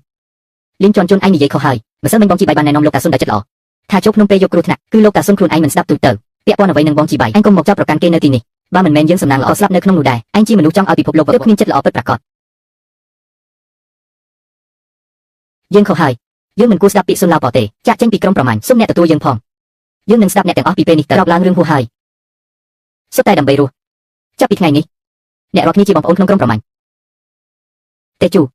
យកបងប្អូនខ្លះនិងឧបករណ៍ឡើងភ្នំទៅយកសឹកលោកតាសុនមកបញ្ចុះឲ្យបានសមរម្យយកព្រមបងជីបៃកុំបារម្ភខ្ញុំនឹងយកលោកតាសុនមកវិញដោយសុវត្ថិភាពសុនឡៅប៉ទូយើងមិនសូវចុះសម្រងពេលរស់ប៉ុន្តែអ្នកស្លាប់ជាធំសូមឲ្យលោកទៅដោយសុខសាន្តអ្នកចាស់ចរានិងអ្នកទុំខ្សោយក្នុងភូមិដែលរាប់ណាខ្ញុំយ៉ាងជីបៃមានបាយបរិភោគខ្ញុំនឹងមិនឲ្យពួកគេស្លាប់ដោយអត់អាហារឡើយពូប៉ៅបងជីបៃជាមនុស្សល្អនៅក្រោមដីគំរឹងរស់ទៀតជីបៃនេះមិនត្រឹមតែមានសមត្ថភាពទេចិត្តក៏ទូលីដែរសុនឡៅប៉ពេលរស់តែងតែប្រឆាំងគាត់នៅតែមិនគិតពីមុនហើយបញ្ចុះនេះជាបរិះមានគុណធម៌ពិតប្រាកដគាត់និយាយត្រូវបើមិនមែនជីបៃដឹកនាំគ្រប់គ្នាបំបីតកស៊ូភូមិយើងខ្លាយជាភូមិស្លាប់យូរហើយចាប់ពីនេះទៅភូមិយើងសង្ឃឹមលើជីបៃដឹកនាំយើងឲ្យមានជីវិតល្អបងប្អូនឲ្យព្យុះព្រឺមិនទាន់ចប់ទេយើងមិនត្រូវធ្វើប្រហែសទេថ្ងៃនេះយើងបញ្ចុះសឹកលោកសុនឡៅឯយើងត្រូវបន្តរកផ្លូវរស់ជីបៃអ្នកបញ្ជាមកក្រុមប្រមាណយើងស្ដាប់បង្គាប់អ្នកទាំងអស់គ្នាអ្នកយកបងប្អូនពី3នាក់ទៅទន្លេហ៊ូម៉ាយកសាច់សត្វដែលទុកពីម្សិលបានសុខចិត្តអ្នកដែលនៅសល់ទៅជាមួយខ្ញុំលើភ្នំមើលថាតើជុកជ្រូកព្រៃដែលចេញមករកស៊ីទេជីបៃថ្ងៃនេះសំណាញ់ពេញណាស់សុទ្ធតែត្រីក្បាលធំទម្ងន់ 4-5 គីឡូគេបានជ្រូកព្រៃហើយជីបៃអ្នកមិនរបួសទេមែនទេខ្ញុំមិនអីទេយូស៊ីអ្នកយកស្រីពី3នាក់មករៀបចំជ្រូកនេះយកគ្រឿងក្នុងដាក់ឆ្នាំងភ្លាមឲ្យអ្នកទាំងអស់គ្នាមានម្ហូបសាច់ល្អចែកតាមគ្រួសារមួយគ្រួសារ2គីឡូខ្ញុំទៅរៀបចំឥឡូវជ្រូកធំលេខយ៉ារីត្រីនេះបានស៊ីសាច់ច្រើនហើយហាស្រះត្រីនេះស្រស់ណាស់បងថ្លៃជីបៃគ្រួសារអ្នកជាអ្នកមានគុណរបស់យើងទាំងអស់គ្នាអ្នកទាំងអស់គ្នាញ៉ាំឲ្យកដៅឆ្អែតហើយស្អែកមានកម្លាំងធ្វើការអូយេផ្លូវអីក៏អាក្រក់ម្លេះត្រជាក់ណាស់អ្នកក្រុងច្បាប់ទាំងនោះថាឲ្យខ្ញុំទៅធ្វើការរោងចក្រតម្បាញចាប់ត្រឹមប្លន់លុយខ្ញុំអស់ហើយរត់បាត់ហេតុអីខ្ញុំខ្លាចជាមនុស្សអន់ចិត្តបែបនេះបើតាមឡើយខ្ញុំមិនបានបោះបង់យ៉ាងជីបៃទេមិនមែនដោយសារយ៉ាងជីបៃទេគាត់ហើយដែលធ្វើឲ្យខ្ញុំខ្លាចជាបែបនេះពេលខ្ញុំត្រឡប់ទៅផ្ទះតែឲ្យម៉ាក់ធ្វើម្ហូបឆ្ងាញ់ឲ្យខ្ញុំស៊ីខ្ញុំចិត្តស្លាប់ដោយអត់ឃ្លានហើយហាហេតុអីយ៉ាងជីបៃចាក់ចេញពីខ្ញុំជីវិតគាត់កាន់តែរីកចម្រើនខ្លាចជាមនុស្សល្បីក្នុងភូមិយ៉ាងជីបៃសិនយងកុំមើលសើខ្ញុំពេកខ្ញុំលៀនសៀមីទូស្លាប់ក៏មិនភ្លេចដែរខ្ញុំក៏មិនឲ្យឯងស្រួលដែរសាច់ដែលខ្ញុំបាត់ថ្ងៃនេះខ្ញុំនឹងឲ្យឯងសង្វិញទាំងដើមទាំងការ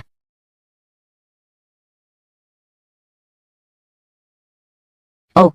នេះសឹមយិនស៊ីវឺយ៉ាងម៉េចយ៉ាងជីបៃឯងនៅកៅសានតុនគាត់ជាមនុស្សធំដែលធ្វើអ្វីក៏បានហូបឆ្ងាញ់ផឹកល្អរាល់ថ្ងៃមិនក៏ទុកឲ្យប្រពន្ធស្របច្បាប់ឯងឈរទៅជាមកឈរតម្រង់ជួសុំទានអីលៀនសៀមីឯងនិយាយអីឥតប្រយោជន៍ជីបៃគាត់នាំអ្នកភូមិទៅបាញ់សត្វលើភ្នំរកផ្លូវរស់គាត់នៅក្នុងព្រៃលំបាកជាងយើងទៅទៀតលំបាកហាសឹមយិនស៊ីវឯងល្ងងណាស់គាត់សម្លឹងមើលអ្នកមានក្នុងទីក្រុងយូរហើយខ្ញុំឃើញផ្ទាល់ភ្នែកគាត់ទាញដៃដាក់ស្រីចំណាស់ម្នាក់ពីឆាងជន់អូឥឡូវគាត់មានស្រីក្រៅច្រើនណាស់ទុកឯងធ្វើជាអ្នកបម្រើថ្លៃអូមើលមិនឃើញសោះប្តីឯងទុកប្រពន្ធឲ្យឈរលក់ដូរឯងទៅរកស្រីក្រៃណាចិញ្ចឹមស្រីផ្សេងដូចមនុស្សបែបនេះមិនខ្វះចំណីទេមកឆក់យកបាយសង្គ្រោះពីយើងខ្មាស់អត់កុំស្ដាប់គេនិយាយអីគាត់មិនមែនមនុស្សបែបនោះទេម៉ាក់កុំវាយម៉ាក់ខ្ញុំ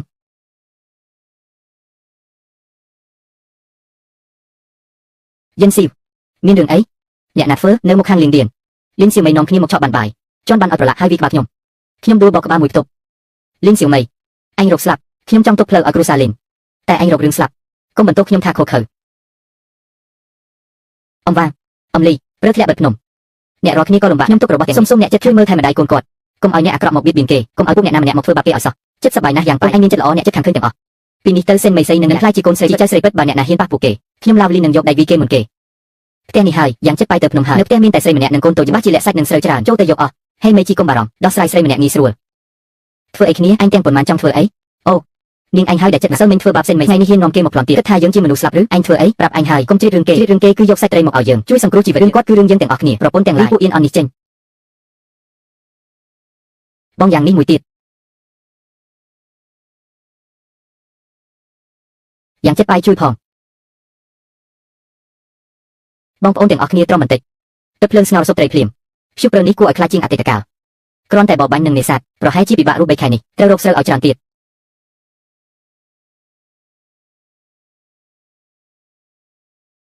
ស៊ូលៀនអញធ្វើអីនៅទីនេ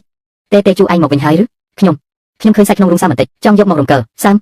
ត្រជាក់បែបនេះមិនក៏សាមអញយកសាច់ស្ងួតច្រើនម្លេះទៅណាអតីតកាលគឺពេលនេះហើយលីស៊ូលៀនធ្វើពុតទៅផ្ទះឪពុកម្ដាយលួចយកទេជួស្រូវនឹងសាច់ទាំងអស់ក្នុងផ្ទះតែគាត់មិនបានទៅផ្ទះឪពុកម្ដាយទេតែទៅជាមួយសង្សារឈ្មោះលាវសាន់ក្នុងក្រុងទេជួព្រោះគេយករបស់ទាំងអស់ទីបំផុតក៏ស្លាប់ដោយអត់អាហារផ្ទះខាងម្ដាយខ្ញុំក៏អស់បាយដែរខ្ញុំចង់យកទៅឲ្យម៉ាក់ខ្ញុំបន្តិចអញ្ចឹងទេកុំយកច្រើនពេកយើងត្រូវទុកខ្លះសម្រាប់ខ្លួនឯងនឹងយកទៅដល់ម៉េចខ្ញុំដើរផ្លូវតូចបងថៃចូលស្រីម្នាក់ដើរផ្លូវព្រឺគ្រោះថ្នាក់ណាស់ចាំខ្ញុំគិតមើលឯខ្ញុំទៅជាមួយនាំបងថៃចូលទៅផ្ទះដូនយកបាយអីមិនបាច់ទេវារំខានបងអូនជេរបាយពេក ខ្ញុំទៅប៉ុន្មានថ្ងៃទៀតជ័យបាយស៊ូលៀនមានរឿងអីហេតុអីធ្វើមុខអាកំបាំងថៃចូលស្ដាប់ខ្ញុំប៉ុន្មានថ្ងៃនេះកុំទៅណានៅផ្ទះមើលរណ្ដៅក្រោមដីមិនថាបងថៃចូលទៅណាអញត្រូវប្រយ័ត្នជ័យបាយឯងនិយាយអីអញសង្ស័យស៊ូលៀនការពារខ្លួនមិនដែលអាក្រក់ទេពេលនេះមនុស្សស្លាប់ដោយអត់បាយគេធ្វើបានគ្រប់យ៉ាងដើម្បីបាយអញប្រយ័ត្នបន្តិចមិនខុសទេអូយកូនសម្លាញ់របស់ម៉ាក់អញយករបស់ល្អនេះចេញមកបានហើយសាច់ស្ងួតនេះបើយកទៅលក់ផ្សារខ្មៅបានលុយច្រើនណាស់ទៅចុះអញដឹងតែលុយដើម្បីយកសិទ្ធិបន្តិចនេះខ្ញុំប្រថុយធំណាស់ស្ទើរតែត្រូវថៃចូលនឹងយ៉ាងជ័យបាយចាប់បានខ្លាចអីបានថៃចូលមនុស្សល្ងីល្ងើនោះបើដឹងអញយកបន្តិចគាត់ក៏ជឿស៊ូលៀនយើងមិនអាចលួចលាក់រហូតទេព្រឹកធ្លាក់មិនដឹងដល់ពេលណាអ្នកមានក្នុងក្រុមចិត្តស្លាប់អត់បាយយ៉ាងជ័យបាយនឹងបានថៃកាន់បាយនឹងសាច់ច្រើនណាស់ដូចភ្នំមាសពីរប្អូនគិតមើលទៀតធ្វើមិនទៅបាយទាំងនោះនៅផ្ទះថ្មីយ៉ាងជ័យបាយក្នុងក្រុមនិងក្នុងរណ្ដៅក្រោមដីផ្ទះវ៉ាងថៃចូលយ៉ាងជ័យបាយនឹងវាឆ្លាតណាស់ពិបាកដោះស្រាយណាស់មិនងាយទេចឹងឲ្យគេនៅស្ងៀមជារៀងរហូតទៅឯងចង់សម្លាប់មនុស្សឬមិនបានទេមិនអាចចាប់បានត្រូវគេបាញ់សម្លាប់អញល្ងងណាស់ពេលនេះព្រឹកធ្លាក់ទៅភ្នំសម្លាប់ពីរនាក់ហើយក៏ក្នុងរណ្ដៅឈាមអ្នកណារកឃើញប្រាប់ថាសັດស៊ីគ្មាននរណាដឹងទេ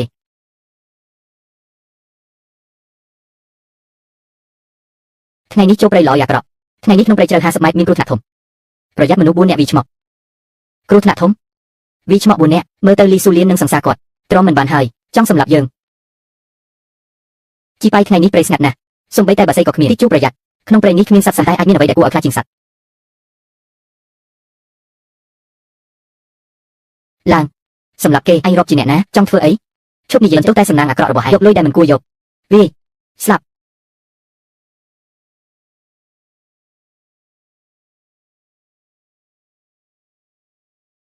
ចង់រត់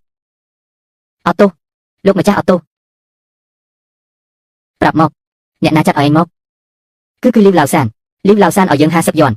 ឲ្យមកពួនក្នុងព្រៃសម្រាប់ឯងរាល់គ្នាហើយយកចោលលួចមន់នោះយើងមិនដែលខ្វាញ់គ្នាទេវាដឹងផ្លូវយើងដោយរបៀបណាគឺលីស៊ូលៀនជាសង្សារលីវឡាវសានគាត់ទេដែលប្រាប់ផ្លូវយើងគ្រាន់តែយកលុយធ្វើការសូមអង្វរទុកជីវិតខ្ញុំមិនអាចទេចុះស៊ូលៀនហេតុអីគាត់ទីជូឥឡូវអញយល់ហើយសិលមិញខ្ញុំថាឲ្យប្រយ័ត្នគាត់ទៅយើងទៅរកគេក្នុងក្រុងហើយគិតមើលពេលវេលាបងប្អូនទាំង4នាក់ច្បាស់ជាធ្វើការហើយបងប្អូនយើងនឹងទៅរស់នៅស្រុកឆ្ងាយសុខសប្បាយហើយបងទី3អញពូកែណាស់ទៅតាមអាវ៉ាន់តេជោដែលវាគ្មានសមត្ថភាពខ្ញុំអស់សង្ឃឹមណាស់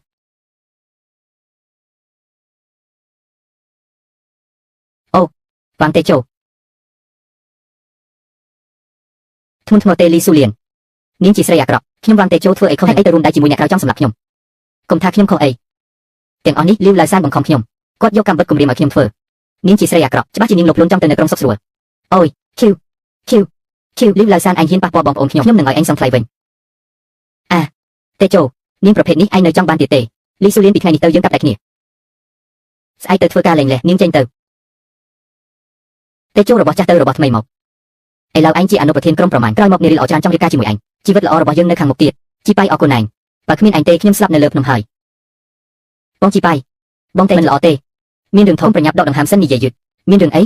លីងជាជាប់នាំអ្នកភូមិខៅសាននឹងជនភៀសខ្លួនពីភូមិជិតខាងឡំពត់ប្រពន្ធឯងនឹងយ៉ាយ៉ានៅក្នុងផ្ទះថ្មីគេកំពុងជ្រៀតទ្វារក្រំដេកចំចែកស្រូវនិងសាច់នៅក្នុងនោះអីចុងក្រោយអញកំពុងរកស្លាប់តេជោប្រញាប់ទៅសឿនយូស៊ីវអញចេញឲ្យឆ្ងាយអ្នករាល់គ្នាចិត្តស្លាប់ដោយអត់ឃ្លានក្រោមដីផ្ទះឯងមានសាច់និងស្រូវច្រើនហេតុអីមិនយកចេញមកចែកគ្នាស្រូវទាំងនេះជីប៉ៃនិងបងប្អូនយកជីវិតមកដូរអញចង់ប្លន់អីតើជន់សាកសពខ្ញុំសិនបងប្អូនកុំស្ដាប់ស្រីនេះអីយ៉ាងជីប៉ៃវាមានតែប្រយោជន៍ខ្លួនឯងថ្ងៃនេះយើងធ្វើតាមធម៌ចែកស្រូវគ្នាទៅអ្នកណាហ៊ានប៉ះប្រពន្ធកូនខ្ញុំអញគិតថាខ្ញុំមិនដែលឃើញឈាមឬលីងជន់ជួនឯងហ៊ានណាស់ហ៊ាននាំគេមកប្លន់យ៉ាងជីប៉ៃរបស់ខ្ញុំអញកុំគំរាមគេអីអញស្តុកទុកស្រូវមើលគេស្លាប់មិនជួយថ្ងៃនេះយើងមកបើកទុកយកស្រូវឲ្យយុទ្ធធរបាត់យ៉ាងជីប៉ៃយើងឃ្លានណាស់ទៅហើយកូនចាស់នៅផ្ទះចិត្តស្លាប់ហើយសូមមេត្តាជួយសង្គ្រោះយើងផងបងប្អូនស្ដាប់ខ្ញុំសិន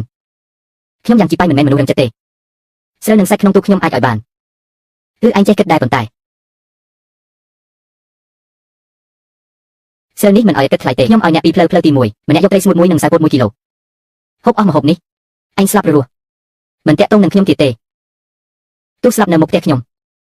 ក៏មិនមើលដែរផ្លូវទី2ខ្ញុំឲ្យអ្នកអាហារ3ថ្ងៃយកអាហារនេះទៅតាមខ្ញុំចូលព្រៃប្រមាញ់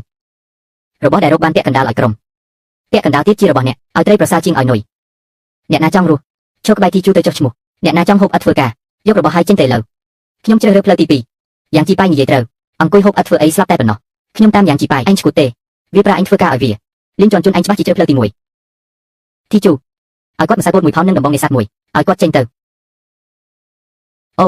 ទីក្រុងចាំងជុននេះទ្វីអស្ចារ្យជាងទីក្រុងយើងទៅទៀតបាយយើងអាចធ្វើជំនួយនៅទីក្រុងធំនេះបានទេកុំបារម្ភលោកចៅហ្វាយចៅបាននិយាយថាបងស្រីគាត់បើខាងនៅសង្ឃភោជនីយដ្ឋានម្ហូបចិនខាងជើងដល់3ចំណេញព្រៃធម្មជាតិលំដាប់កំពូលរបស់គាត់ជាលក់បានតម្លៃល្អដំណើរនេះនឹងជួបការរំខានពីអ្នកគ្រប់គ្រងលីវ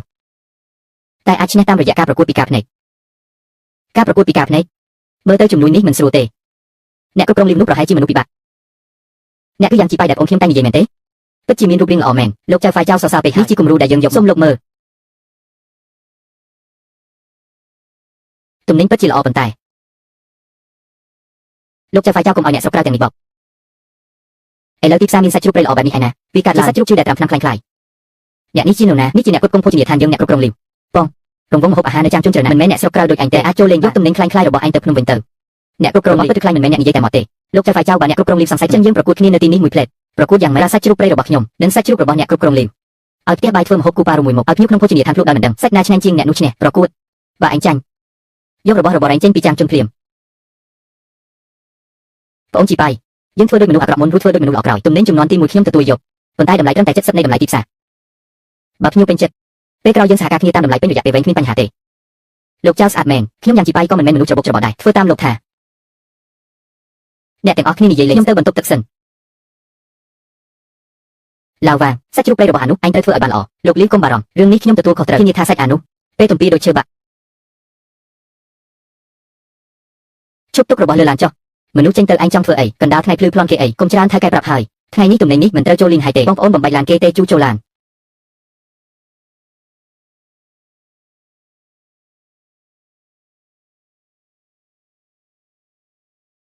ទៅប្រាប់លោកលីវដើម្បីចុះខ្វក់របស់គាត់សម្រាប់ខ្ញុំយ៉ាងជីប៉ៃគ្មានប្រយោជន៍ទេមានរឿងអីអាខ្ជិលទាំងនោះមិនអាចដោះស្រាយអ្នកស្រុកពីយកមកឲ្យខ្ញុំពិនិត្យទំនិញអុយក្លិនអីនេះសាច់នេះពណ៌ងឹតសាច់រលោងមើលទៅដូចសាច់ជ្រូកឈឺស្លាប់ច្រើនហ៊ានយកមកលីនហើយចេះតែនិយាយនេះសាច់ជ្រូកប្រៃយើងបាញ់ស្រស់ខ្ញុំជាមេចុងភៅរែងខ្ញុំថាមិនស្រស់គឺមិនស្រស់លោកចៅបើលោកមេចុងភៅថាសាច់ខ្ញុំមិនស្រស់ចឹងយើងធ្វើតាមការសន្យាបាញ់ឆាងយកសាច់ខ្ញុំនិងសាច់លោកលីវធ្វើម្ហូបមួយមុខគោប៉ៅសាច់ដើម្បីយុទ្ធធរសូមលោកចៅធ្វើដោយខ្លួនឯងកុំឲ្យគេដាក់អ្វីលួចលាក់ល្អខ្ញុំធ្វើដោយខ្លួនឯងសូមទោសអតិថិជនទាំងអស់ថ្ងៃនេះហាងយើងមានសាច់ជ្រូកព្រៃថ្មីពីរឈុតចង់អញ្ជើញអ្នកទាំងអស់គ្នាភ្លក់ដោយឥតគេនិយាយថាសាច់មួយណាឆ្ងាញ់ជាងសាច់នេះទូជាងស្រួយតែទំពាហើយស្ងួតហើយមានក្លិនស្អុយចម្លែកសាច់នេះឆ្ងាញ់ស្រួយក្រៅសាច់នេះណាស់រឹងហើយទំពាកាន់តែយូរនេះហើយជាសាច់ជ្រូកព្រៃពិតប្រាកដហាហាបើចម្លើយមក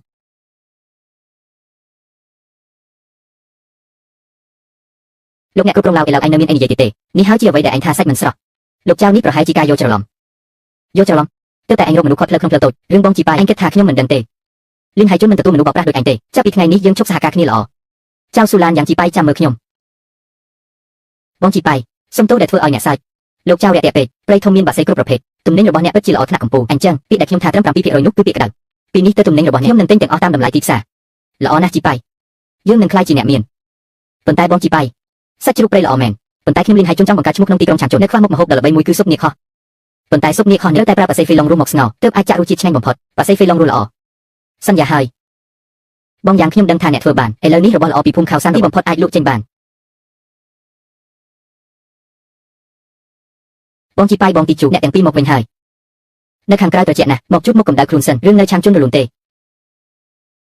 ូស៊ីវការងាររលូនណាស់មិនត្រឹមតែប៉ុណ្ណោះយើងទទួលបានការបញ្ជាត្រីនេះទៅជីវិតមានសង្ឃឹម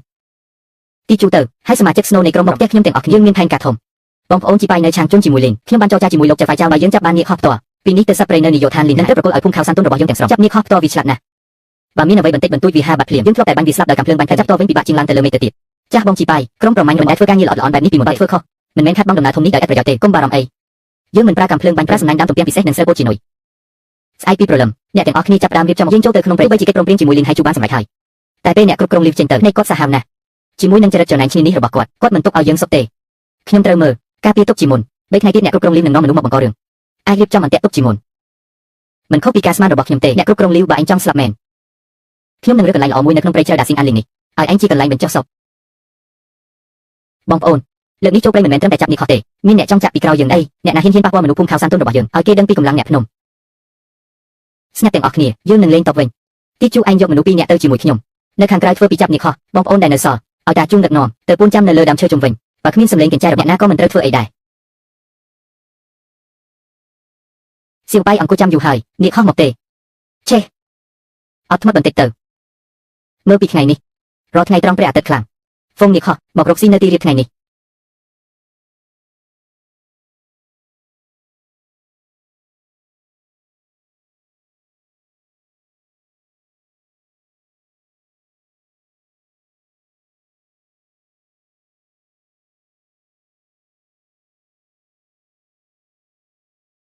ទេជូក្រាបចុះអូយស្ទើរតែអស់ស្ទើរតែស្លាប់នេះអរគុណអ្នកហើយហាយ៉ាងជីបៃអ្នកប្រតិកម្មលឿនណាស់អកុសលថ្ងៃនេះអ្នកទាំងអស់គ្នាមិនរួចពីព្រៃនេះទេបងនិយាយច្រើនពេកហើយ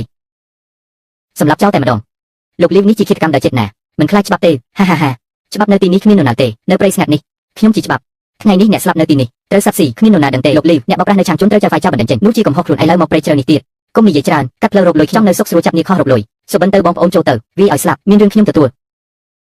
អ្នកណាហ៊ានប៉ះបងប្អូនភូមិភ្នំសួរកំភ្លើងខ្ញុំសិនសម្រាប់ពួកអាក្រក់នេះយ៉ាងជីបៃអ្នកមានគ្រឿងខ្លួនឯងលោកលីវខ្ញុំថាហើយនេះជាភ្នំធំជាទឹកដីអ្នកប្រមាញ់យើងថ្ងៃនេះបង្រៀនច្បាប់ភ្នំអាណិតផងលោកម្ចាស់យើងគ្រាន់តែធ្វើតាមបញ្ជាមិនមែនរឿងយើងទេយ៉ាងជីបៃអ្នកចង់ធ្វើអីខ្ញុំជាមនុស្សមុខមាត់នៅឆាងជន់បើហ៊ានប៉ះខ្ញុំអ្នកក៏មិនរួចដែរសម្រាប់អ្នកខ្វក់ដៃខ្ញុំអ្នកបំភ័យហ្វូងងារខុសខ្ញុំឥឡូវឲ្យឱកាសកែកំហុសជួយខ្ញុំរកហ្វេឡង់មកវិញបើមិនអញ្ចឹងទេថ្ងៃនេះអ្នកណាក៏មិនចេញពីព្រៃនេះបានដែរ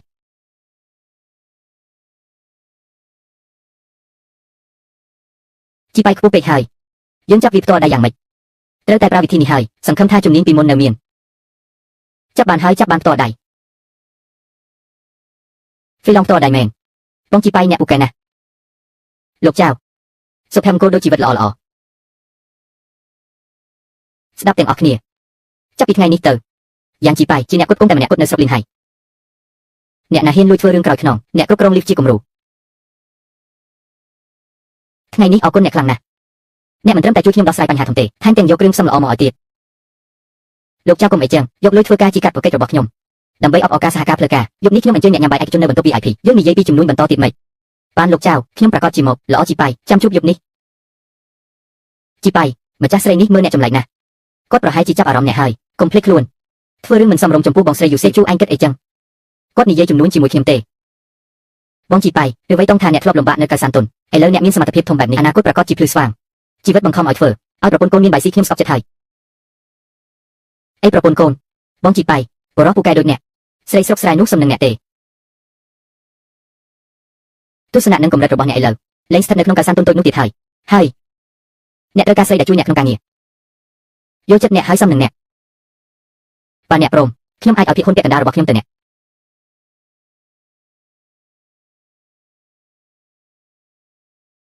ជីបៃអ្នកធ្វើឲ្យខ្ញុំជឿហើយលោកចៅអ្នកស្រវឹងហើយលោកចៅខ្ញុំដឹងគុណនឹងការស្រឡាញ់របស់លោក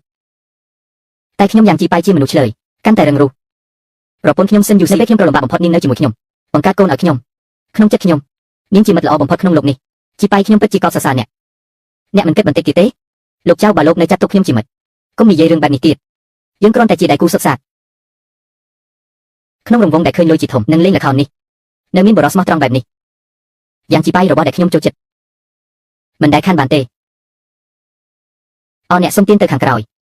ច្រកចូលនេះមិនអាចទៅខ្ញុំមិនមែនអ្នកសុំទានទេខ្ញុំរកថៅកែអ្នកបងថ្លៃអ្នកជានរណាលោកចៅមែនទេខ្ញុំជាប្អូនថ្លៃយ៉ាងជីបៃឈ្មោះលីនចន់ជន់ខ្ញុំមានរឿងសម្ងាត់ធំពីយ៉ាងជីបៃចង់ប្រាប់លោករឿងសម្ងាត់របស់យ៉ាងជីបៃថាមកមើលជ្រូកព្រៃនិងបក្សីហោះរបស់គាត់មិនមែនបានមកដោយស្របច្បាប់ទេគាត់ជាអ្នកប្រមាញ់ខុសច្បាប់ហើយនៅភូមិគាត់ដណ្ដើមទឹកដីវាអ្នកប្រមាញ់ចាស់ម្នាក់ឈ្មោះសុនឡាប៉ាល់រហូតដល់ស្លាប់គាត់ជាឃាតករចប់ហើយលោកចៅឃាតករនិងអ្នកប្រមាញ់ខុសច្បាប់ដូចយ៉ាងជីបៃលោកកុំប្រើទំនិញគាត់ទៀតលីងជន់ជន់មែនទេអ្នកគិតថាខ្ញុំជាក្មេងអាយុ3ឆ្នាំទេបើយ៉ាងជីបៃជាឃាតករតើគាត់អាចធ្វើជំនួយនៅឆាងជន់យ៉ាងស្រួលដូចនេះទេប៉ូលីសចាប់គាត់ដាក់គុកហើយនោះព្រោះគាត់ឆ្លាតណាស់គាត់ស៊ីសំណុកប៉ូលីសជប់និយាយបំបីគ្នាទៅវាមិនដំណើរការជាអ្នកគ្រាន់តែចំណែននឹងសមិទ្ធផលគាត់ចង់មកនិយាយដើមគេនៅទីនេះលោកចៅហ្វាយច្បាស់លាស់ណាស់បើលោកមើលងាយយ៉ាងជីបៃចឹងយើងធ្វើបែបនេះខ្ញុំស្គាល់អ្នកប្រមាញ់ខ្លាំងឯទៀតនៅភូមិខាងបើលោកឲ្យលុយខ្ញុំបន្តិចខ្ញុំធានាថានឹងរកឲ្យលោកប្រភពល្អជាងយ៉ាងជីបៃទៀតអញជាអ្វីទៅហ៊ានមកដេញថ្លៃមានមុខមកចរចាជាមួយខ្ញុំសន្តិសុខយកមនុស្សកុហកឥតអៀងខ្មាស់នេះចេញទៅកុំឲ្យវាឈានជើងចូលលីនហើយជឿទៀតលោកចៅហ្វាយកុំរឹងរូបពេកលោកនឹងស្ដាយក្រោយ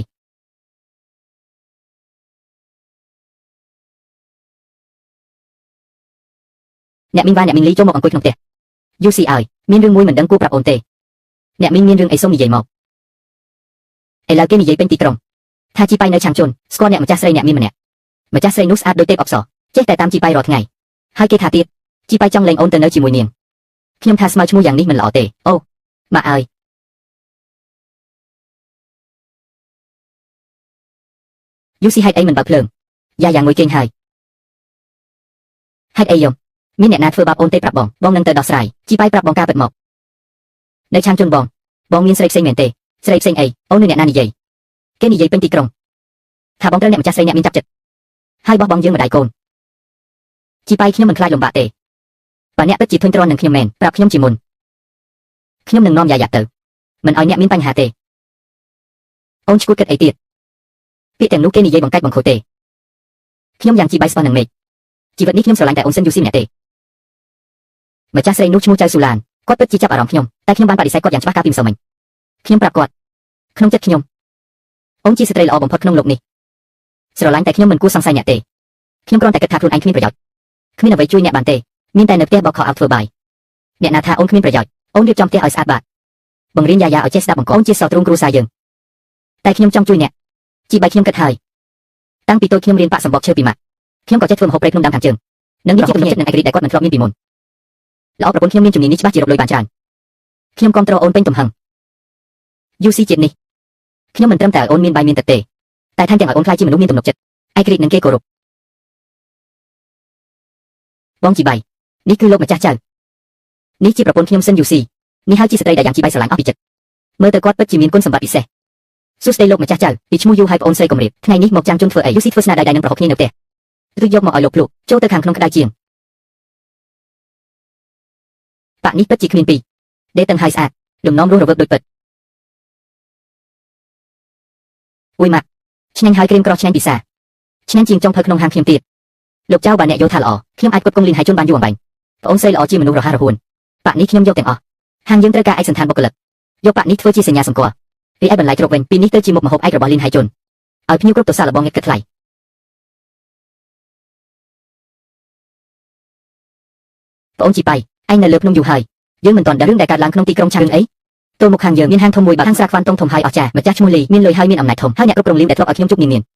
ាឥឡូវលោកទៅធ្វើការឲ្យលោកលីហើយខ្លាចជាប្រធានទិញតំណែងមើលទៅគាត់មិនទាន់លែងចិត្តទេខ្ញុំក៏ឲ្យថាអ្នកគ្រប់គ្រងលីថ្មីនេះទៅទិញផលិតផលប្រៃថ្លៃគ្រប់កន្លែងហើយផ្ដោតលើមុខម្ហូបឯករបស់លីនហើយជន់គាត់ថែមទាំងគម្រាមទៀត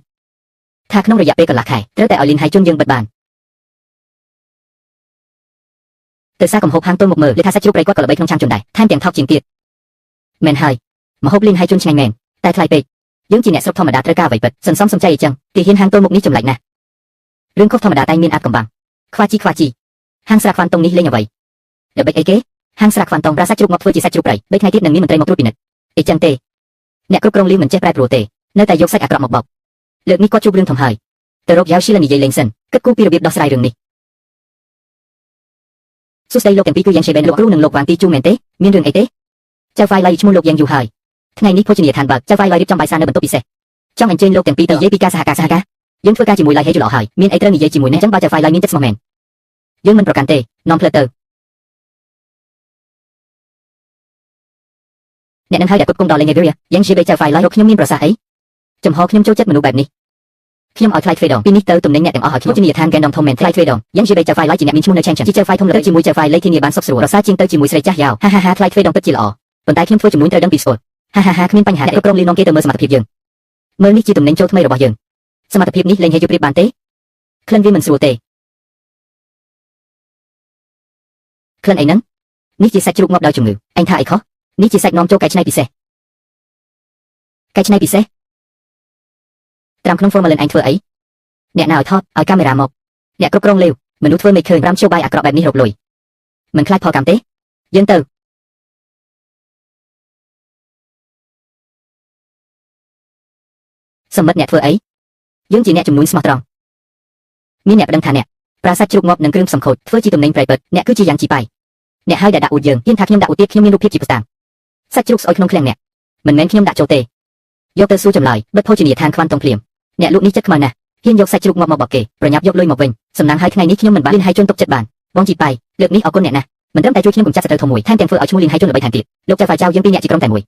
ចំណេញក៏ជាមួយខាត់ក៏ជាមួយខ្ញុំតែមានឯកសារពីក្រុងមើលទៅភោជនីយដ្ឋានយើងតែងតែប្រើគ្រឿងល្អផ្ដោតលើអាហារបៃតងទៅគេជឿយើងជាភោជនីយដ្ឋានបៃតងដំបូងគេនៅជីលីនហាងតាំងបង្ហាញបងជីប៉ៃវិញ្ញាបននេះមានគុណបំណាច់អ្នកពាក់កណ្ដាលអបអសាទរលោកចៅហ្វាយចៅមានវិញ្ញាបនអរនេះពីនេះទៅភោជនីយដ្ឋានយើងនឹងរកស៊ីដុំ ភោជនីយដ្ឋានយើងរកស៊ីល្អមូលដ្ឋានខ្ញុំនៅឆាងជន់ក៏រងមាំប៉ុន្តែគ្រាន់តែជាជំហានដំបូងនៃការក្រោកឡើងរបស់ខ្ញុំខ្លាចតែពាណិជ្ជកម្មរបស់ខ្ញុំទើបតែចាប់ផ្ដើម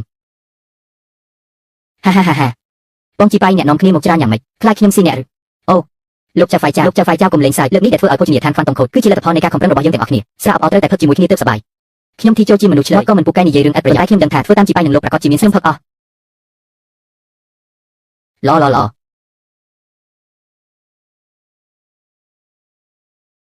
យូស៊ីអូនមិនទាន់ដេកទេជីប៉ៃអ្នកត្រឡប់មកវិញខ្ញុំគេមិនលក់ក៏គិតថានឹងបាក់បន្ថែមជីប៉ៃមើលទៅបន្លែជ្រូកដែលអ្នកចង់បានខ្ញុំធ្វើរួចហើយបាក់ក៏ចិត្តអស់ហើយដែរលៀនហើយជន់គាត់ចង់បានពេលអាចបញ្ជូនទៅបានពេលណាក៏បានប្រពន្ធឲ្យអរគុណណាស់ដោយសារជំនាញរបស់អូននឹងហើយគ្រួសារយើងមិនចង់ចំណេញក៏ពិបាកដែរលោកតាមកតែម្នាក់ឯងទេកន្លែងយើងពេញហើយលោកតាទៅមើលកន្លែងផ្សេងវិញទេពេញហើយខ្ញុំមើលមិនឃើញទេនៅកន្លែងនោះមានតូចមួយទំនេរមិនមែនទេទៅនោះទុកឲ្យអ្នកបម្រើសម្រាប់លោកតាភោជនីយដ្ឋានលៀនហើយជន់នៅឆាងជន់ល្បីណាស់បាយនៅទីនេះថ្លៃណាស់មើលលោកតានឹងមានរឿងអីលោកយ៉ាងតាចាស់នេះចង់ចូលមកញ៉ាំមើលសម្លៀកបំពាក់គាត់ខ្ញុំស្មានថាគាត់គ្មានលុយញ៉ាំមិនកំពុងប្រាប់គាត់ឲ្យទៅភ្ញៀវចូលមកគឺជាភ្ញៀវលីងហើយចូលយើងធ្លាប់ដេញភ្ញៀវចេញពីណាលោកតាកុំអាក់អន់ចិត្តទៅនៅកន្លែងនោះតូចបន្តិចសុំទោសផងមើលទៅក្បែរបង្អួចនោះទើបមានអ្នកញ៉ាំចាប់ដើរចេញខ្ញុំនាំលោកតាទៅលោកតាចង់ញ៉ាំអីមុខម្ហូបពិសេសរបស់ភោជនីយដ្ឋានសុទ្ធតែជារបស់ព្រៃពិតប៉ុណ្ណាទាំងអស់នេះខ្ញុំយកពីភ្នំក្នុងព្រៃជ្រៅមិនកុហកទេសាកល្បងស៊ុបហ្វីឡុងថ្មីរបស់យើងហើយបន្លែជ្រូកព្រៃដែលឲ្យដល់ឥតគិតថ្លៃទាំងនេះល្អណាស់បន្លែជ្រូកនេះឆ្ងាញ់ពិតស៊ុបហ្វីឡុងក៏ឆ្ងាញ់ដែរក្មួយឈ្មោះអីខ្ញុំឈ្មោះយ៉ាងជីប៉ៃជាអ្នកផ្គត់ផ្គង់នៅទីនេះយ៉ាងជីប៉ៃល្អខ្ញុំចាំហើយថ្ងៃនេះញ៉ាំបាយសប្បាយណាស់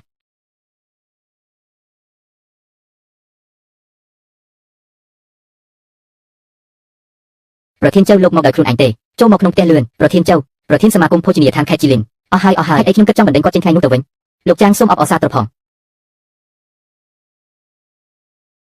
ងបន្ទាប់ពីសមាគមយើងធ្វើការស៊ើបអង្កេតនិងវិដំណហើយជីមិនត្រឹមតែគ្រឿងស្រស់រសជាតិឆ្ងាញ់ទេ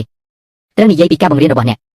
កពិតជាធ្វើឲ្យអ្នករាល់គ្នាមានអារម្មណ៍ស្រួលពីក្នុងលោកសង្គមលោកសរសើរហូរហែនេះជាការប្រកេតរបស់យើងមិនអីទេលោកចាងកុំប្រកាន់ពាក្យច្រើនប្រាប់អ្នកពីការពិតកាលពី2ថ្ងៃខ្ញុំស្លៀកពាក់ចាស់មកលក់ផ្ទះនៅទីនេះអ្នកគ្រប់គ្រងរបស់អ្នកឃើញខ្ញុំស្លៀកពាក់ក្រៃចង់បណ្ដេញខ្ញុំចេញទៀតបើមិនមែនដោយសារយុវជនឈ្មោះយ៉ាងជីបាយដែលមានភាពរួសរាយនិងយកហើយអត់ធ្មត់ពន្យល់ពីមុខម្ហូបភាគសានផ្លាកសញ្ញានេះប្រហែលជាទៅផ្ទះអ្នកអត់ទេហើយហាលោកជូថ្ងៃនោះអ្នកធ្វើឲ្យខ្ញុំភ្ញាក់ផ្អើលណាស់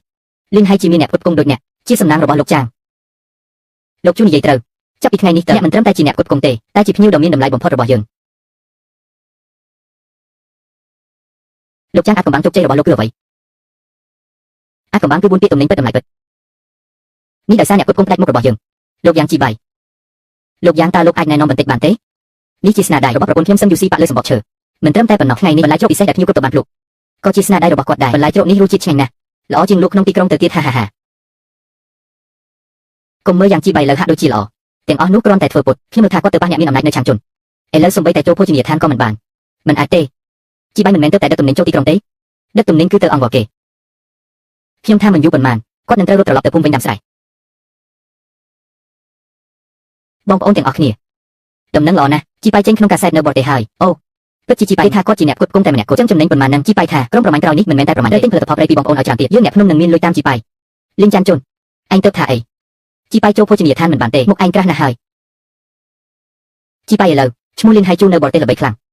ងតែទីផ្សារបរទេសមានកំណត់ខ្ញុំមានគំនិតមួយលោកចៅសូមមានប្រសាសន៍ចង់ធ្វើដៃគូជាមួយអ្នកក្រុមហ៊ុនលីនហើយអាហារនិងវប្បធម៌ខ្ញុំដាក់ថវិកានិងបទពិសោធន៍អ្នកដាក់ប្រភពទំនិញនិងផលិតផលពិសេសយើងមិនត្រឹមតែបើកសាខានៅបរទេសទេត្រូវបើកលីនហើយជូដល់ហាប៊ីនសេញយ៉ាងរហូតដល់ពេលកាំងលោកចៅមានចិត្តអង់អាចណាស់បើលោកចៅគោរពខ្ញុំការធ្វើដៃគូនេះខ្ញុំយល់ព្រមល្អណាស់ជីប៉ៃលើពាក្យនេះខ្ញុំស្រួលចិត្តហើយភាគហ៊ុនយើងចែកគ្នាពាក់កណ្ដាលអ្នកធ្វើជាអនុប្រធានទទួលខុសត្រូវគ្រប់គ្រងគ្រឿងផ្សំគ្មានបញ្ហាទេតែក្រុមប្រមាញ់នៅខោសាន់តូនខ្ញុំខ្លាចគ្មានពេលដឹកនាំដោយខ្លួនឯងទេរឿងនេះងាយរកអ្នកថ្មីមកជំនួសឲ្យគាត់ធ្វើមេក្រុមទៅខ្ញុំគិតរួចហើយក្រុមប្រមាញ់ទៅឲ្យបានទីជួគ្រប់គ្រងទាំងស្រុងគាត់ទូស្លូតត្រង់តែធ្វើការត្រឹមត្រូវមានទឹកចិត្តបងប្អូនក៏ទុកចិត្តគាត់ដែរធ្វើតាមអ្នកចុះប្រគល់ក្រុមឲ្យទីជួខ្ញុំស្រួលចិត្តយូស៊ីកុំប្រញាប់ធ្វើការមួយខ្ញុំមានដំណឹងល្អប្រាប់អូនពិតឬអត់ជីប៉ៃអ្នកនឹងធ្វើជាអនុប្រធានហើយយើងអាចបើកភោជនីយដ្ឋានក្នុងទីក្រុងធំច្រើនមិនមែនតែប៉ុណ្្នឹងទេរបស់អូននឹងបន្លាយជ្រុងនេះទៅនឹងទៅជាមួយភោជនីយដ្ឋានដល់គ្រប់ខេត្តក្នុងស្រុកឥឡូវនេះអូនជាអ្នកគ្រប់គ្រងតែក្រុមហ៊ុនយើងខ្វះមិនបានចាំបងយកខ្ញុំទៅថតរឿងទៀតខ្ញុំមិនចេះអីអ្នកគ្រប់គ្រងបច្ចេកទេសទេគ្រាន់តែជួយបងបានខ្ញុំក៏សប្បាយចិត្តហើយ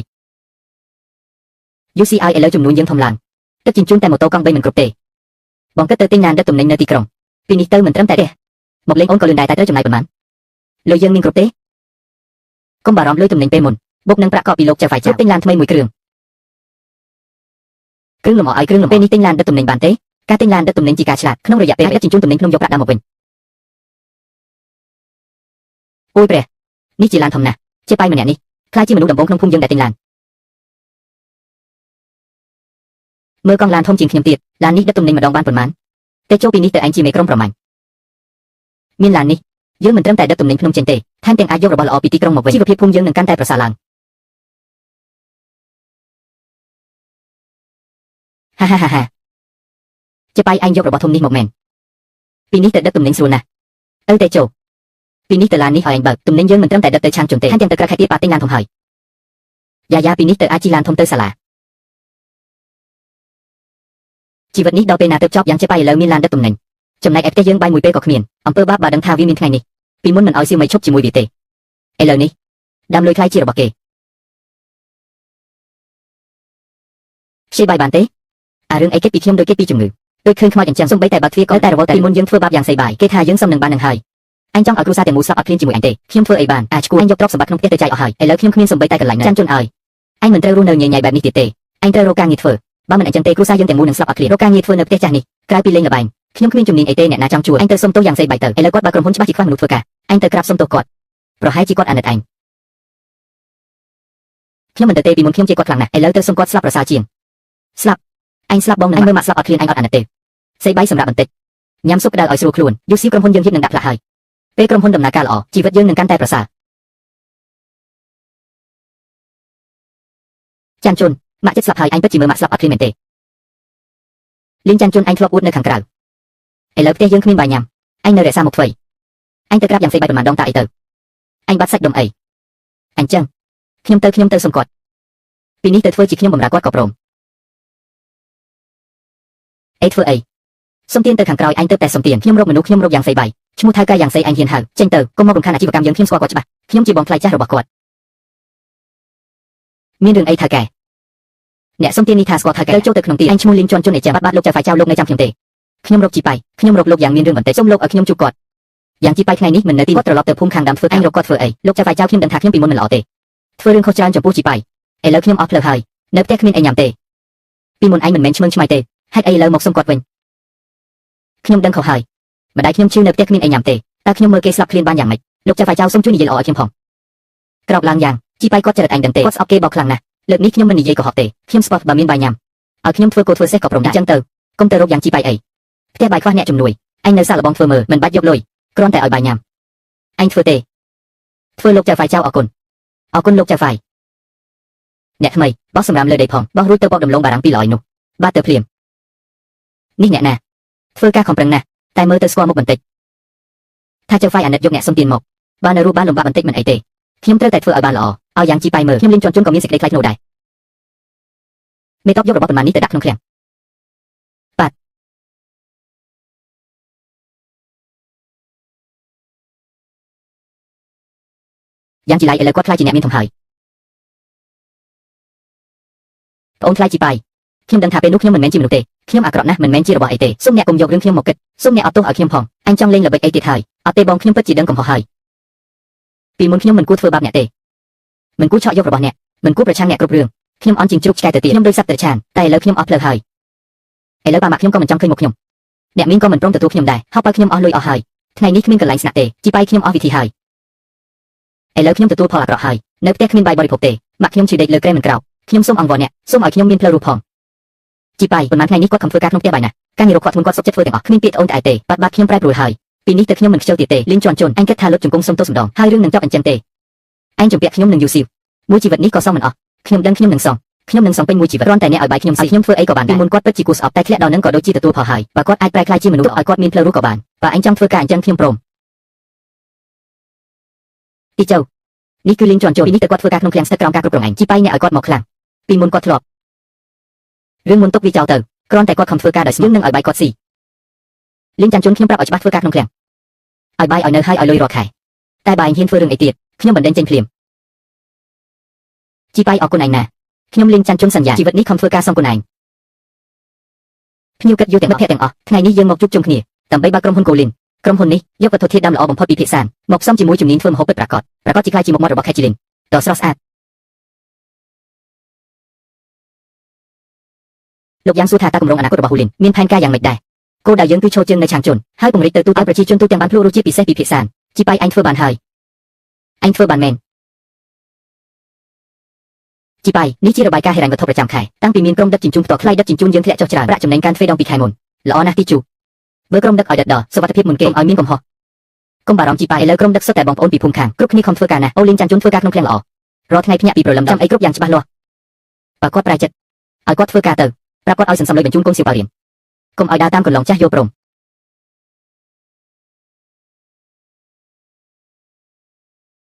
ចាន់ជូនឯងយករបស់ល្អទាំងនេះពីណាម៉ាក់នេះខ្ញុំទិញជាមួយប្រាក់ខែយ៉ាងជីប៉ៃអត់ទោសឲ្យខ្ញុំធ្វើការក្នុងឃ្លាំងក្រុមហ៊ុនគាត់ឲ្យប្រាក់ខែខ្ញុំរាល់ខែជីប៉ៃជាមនុស្សល្អមែនម៉ាក់ពីមុនខ្វាក់ភ្នែកធ្វើអាក្រក់ដាក់គាត់បាទចាន់ជូនអញត្រូវខំប្រឹងឲ្យដឹកកុំទៅបង្ករឿងទៀតខ្ញុំដឹងហើយពីនេះទៅខ្ញុំនឹងរស់នៅឲ្យមានសណ្ដាប់ធ្នាប់លេងល្បែងទៀតហើយខ្ញុំនឹងសន្សំលុយឲ្យសៀវប៉ាវរៀនសៀវភៅឲ្យគាត់មានអនាគតល្អ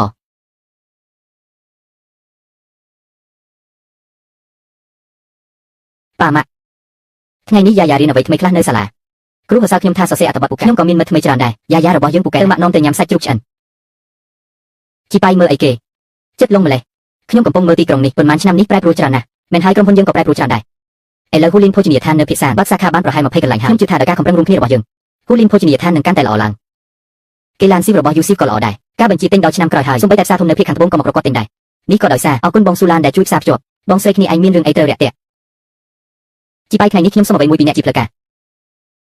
សុំអីខ្ញុំចង់រាប់អ្នកជាបងប្រុសពីនេះទៅយូស៊ីនជាបងថ្លៃខ្ញុំយ៉ាយ៉ាជាក្មួយស្រីខ្ញុំមានអូនស្រីដូចអូនជាសំណាងរបស់ខ្ញុំយ៉ាងជីប៉ៃ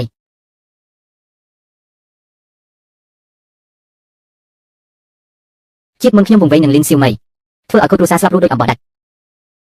នេះឲ្យឱកាសខ្ញុំចាប់ផ្ដើមឡើងវិញឲ្យខ្ញុំដឹងពីសមត្ថភាពភ្ជាប់នេះជាតិនេះខ្ញុំរួចផុតពីជោគវាសនាអាក្រក់របស់អ្នកលេងស្នេហ៍បានការពារយូស៊ីវនិងយ៉ាយ៉ាហើយនាំបងប្អូននៅខៅសាន់តុនឲ្យមានជីវិតល្អប្រសើរ